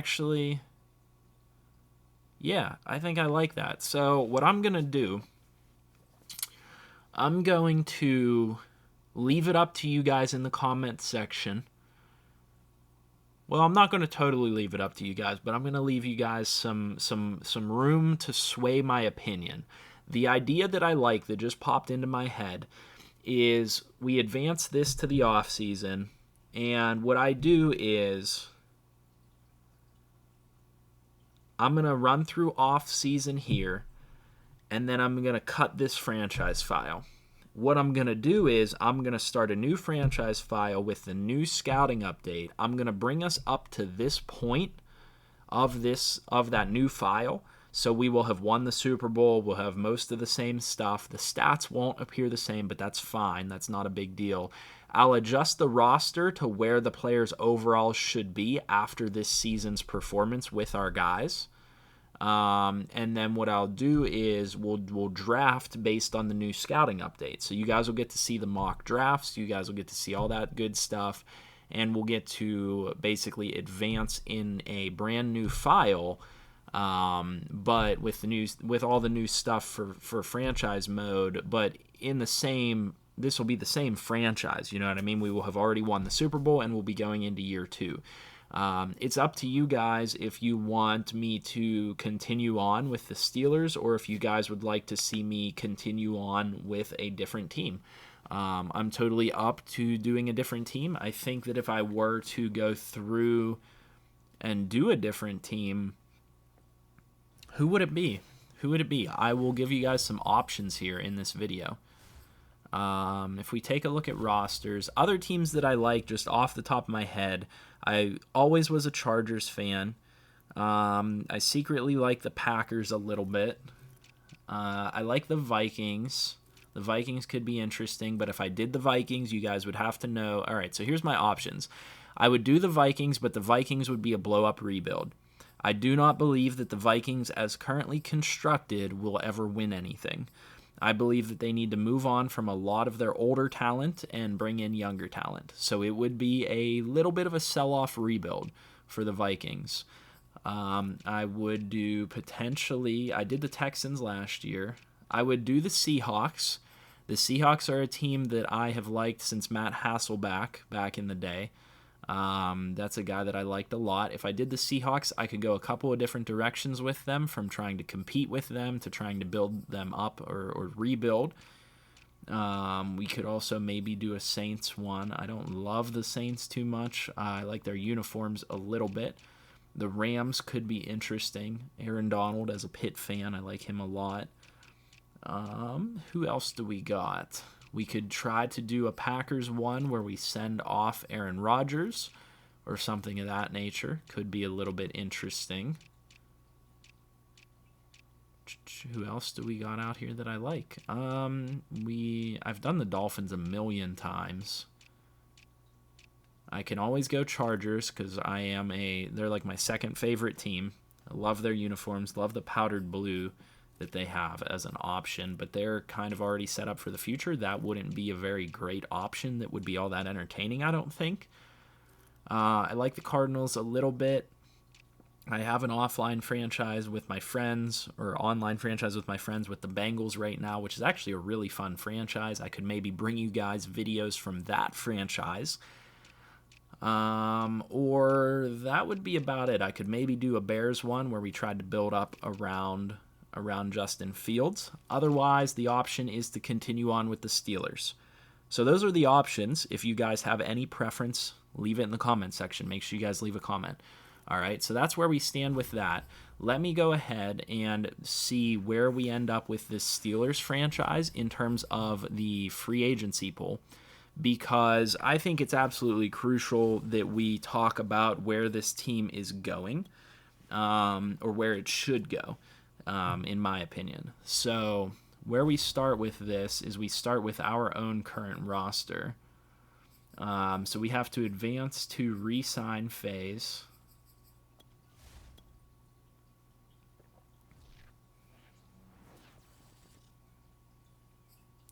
Players ready to negotiate. So what we need to do, so for us, Melvin Ingram played really well. I'm going to let him go, right? And I think that the team should let him go in real life. I think they should transition on to Alex Highsmith at the end, outside linebacker, edge rusher, whatever you want to call it, in conjunction with TJ Watt, and try to bring in some other young talent to develop behind that. Dan Chisena, I actually think did pretty well for us this season. He's a little expensive to bring back. We'll consider that in a moment. Sua Opeta, we will definitely bring him back. He played well in his limited reps. I think we let Chisena go. We look for another receiver. The Steelers always find guys in the draft. We have to let Joe Hayden go. In my opinion, we have to let Ben Roethlisberger go. It's time to move on. Even after that elite season, I wanted to bring him back at one point in time, but I decided no. As a franchise, it's time to move on. It's time to get somebody else new into the door.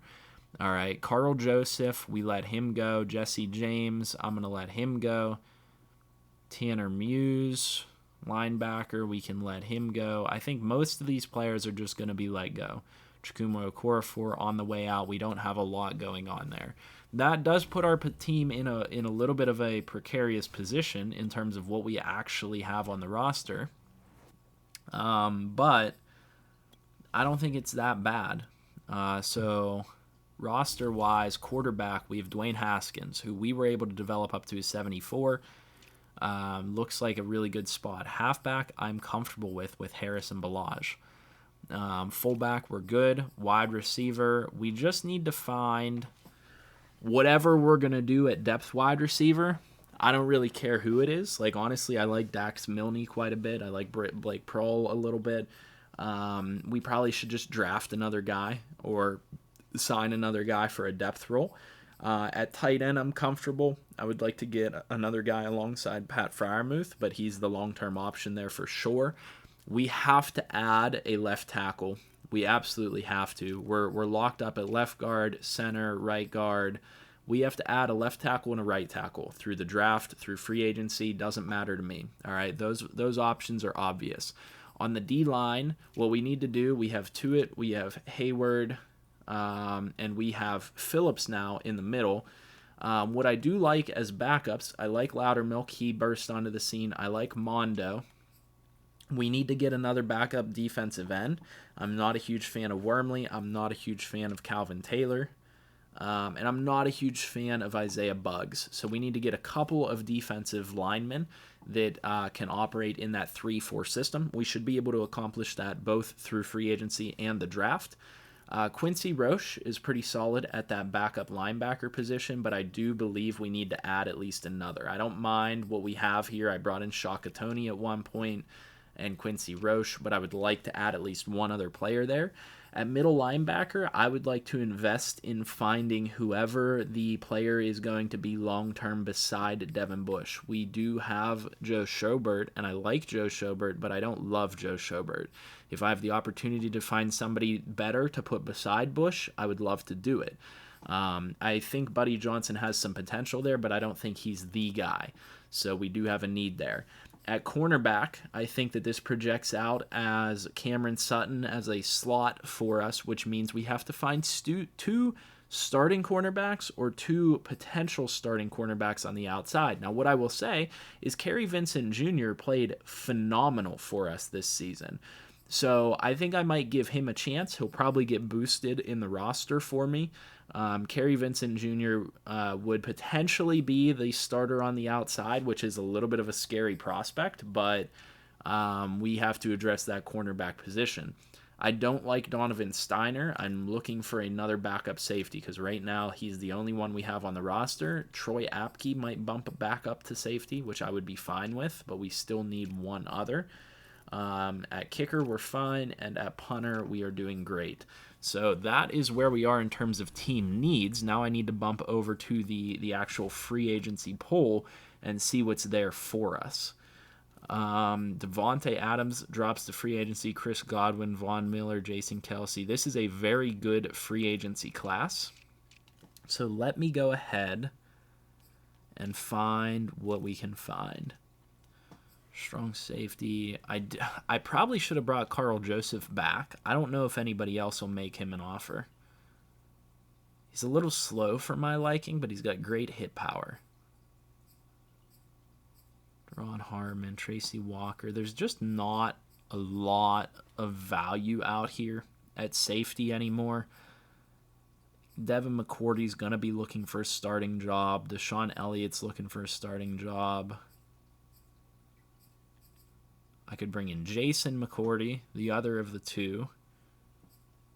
LaMarcus Joyner is a veteran that I like. Jeff Heath probably lost a step or two. Not loving anything at that position. There are a couple of options here at outside cornerback. Not a lot of options that I'm in love with, though. Teron Johnson is a player that I like a lot. That is a potential option, but his overall is a little low. Avonte Maddox is out here, a player that is super athletic that I really, really like at cornerback and is also a Pitt alumni. I think that would have to be an ad. He just doesn't have the size that I like. Trey Flowers does have the size that I like and has the athleticism. 6'3", 203 could be really interesting. Mike Hughes is out here for some reason. There's not a lot of cornerback. I think that's probably going to be an early pick for us or a trade. Outside linebacker, I'd be real curious to see if there are any potential pass rushers. Dante Hightower's out here. We know he did actually have interest in becoming a Steeler at one point.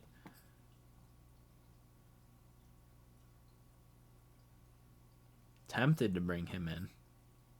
He's older. Actually, hold on. Keanu Neal is out here. This is my prototype safety. That right there is my prototype safety, but what would I have to pay that man? That's almost $10 million a year for a backup safety. That's not going to happen. Chris Barnes is out here. I don't know why he's out here. Young player.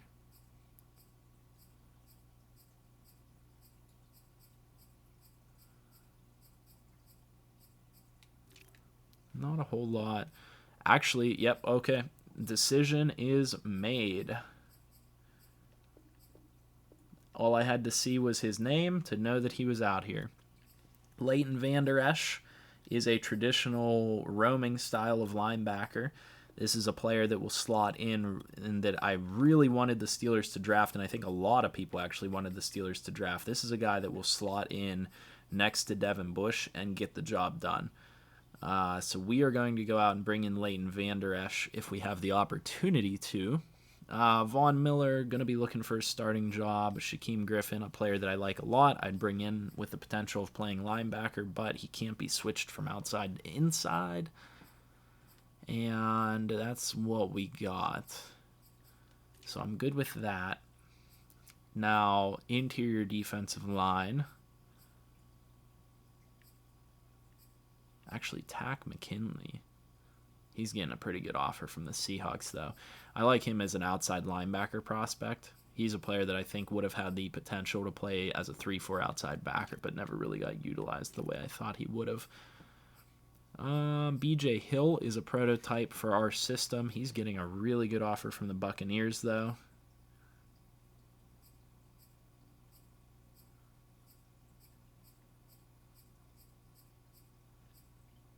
Taven Bryan, also kind of a prototype for our system. I'm surprised that he is as low overall as he is.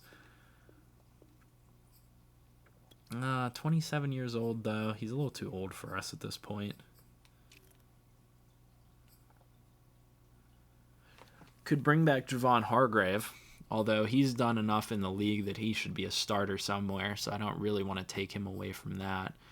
Tim Settle looks like a potential really good player, only 25 years old. What do his stats look like? Pretty good block shed, pretty good power moves, good strength. He is out of what college? Virginia Tech. I like Tim Settle.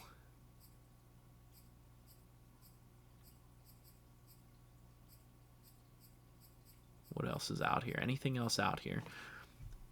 While I look through this, I should try to take the opportunity to find some more comments.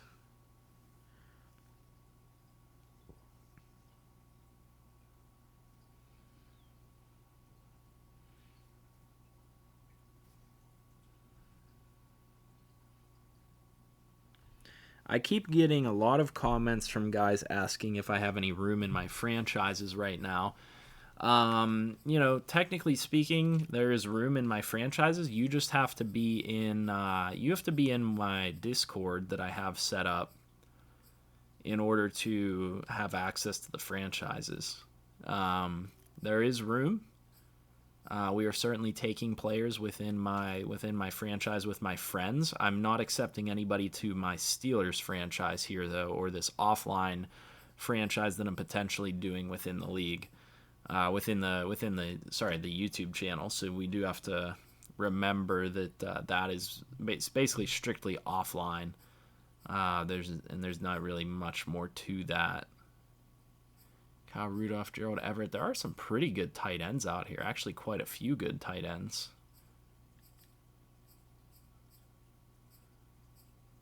Jesse James I could bring back. I'm looking for height more than anything. 6'6", Kyle Rudolph. And none of these guys are over 6'5". Not going to worry about that too much. There are a lot of good receivers out. Actually, no, there's not. There's only a couple up at the top. And then we get down into the 70s. Let me see what is out here in terms of depth receivers. Russell Gage would be an interesting one. Though I think it might be a little bit of a disservice to him to try to bring him in to play a backup role. John Ross has some potential, although that's a little cheesy. So I don't know that I'm totally sold on doing something like that.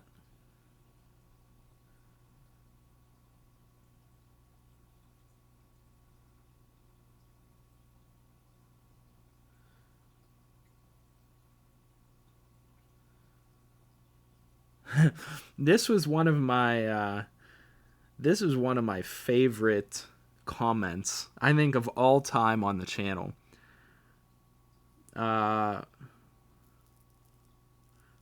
Waste NATO, I guess is his name. I don't know how you say his name.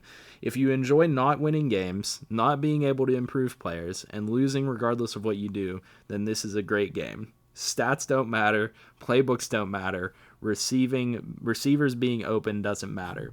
That has to be one of my favorite all-time comments on one of my videos, because it really just does sum up a lot of what is said and what is felt about the Madden games at this point. Alec Ingold is somehow out here at fullback. I am totally gonna sign him, and I would drop Benny Snell and guys like that. Actually, no. I think sticking with Benny Snell would be fine. Halfback, I don't feel like I need to add anybody. And quarterback. Now, this is interesting. This is really interesting. Jameis Winston is out here, and he had a huge year. Took the Saints to the Super Bowl. Would the Steelers take Jameis Winston at this point? I don't know that they would. I don't believe that they would. I don't believe Ben Roethlisberger would come in and play second fiddle to somebody. I don't know. I don't know that he would come in and play backup. My option might be to have Ben be the backup, although I kind of would like to have somebody that is maybe a little younger and could compete for the job. I actually really like Teddy Bridgewater. I've always been a huge Teddy Bridgewater fan. And I also really like Mitchell Trubisky. I feel like he didn't get a fair shake over there for the Bears. So we could potentially go there's actually a lot of options. I like Marcus Mariota. I feel like he wasn't given a proper chance. Kyle Allen wasn't given a proper chance and is still young. There are actually quite a few quarterbacks out here that would give us a real good look. Josh Rosen even is one of them. Josh Rosen is a player that I feel like still has the potential to be a good NFL quarterback. and doesn't see the light of day. Tyrod Taylor, various different players. So that's interesting. So what I'll do is exactly what I said. I am going to do my own franchise, take us up to this point. I will get to the offseason. I will try to get Leighton Vander Esch onto the team side by side with Devin Bush. And then I'll look to get an answer at the quarterback position, and then we'll be ready for the next video to be able to scout college players with the new scouting system and get into the draft, show you guys some mock drafts and things like that. Hopefully you guys enjoyed this video. Like I said, this was just a long form franchise video, more of a discussion type of a video. I get to address some of your comments and talk to you guys. Make sure you guys leave those comments down in the comment section below. Have a discussion with me, and I'll try to respond to those comments in the next video, in the next franchise video. So if you guys enjoyed, make sure you leave that feedback on the video that we talked about. Leave a like, comment, and subscribe. And I'll see you guys in the next one. I hope you have a good one. See ya.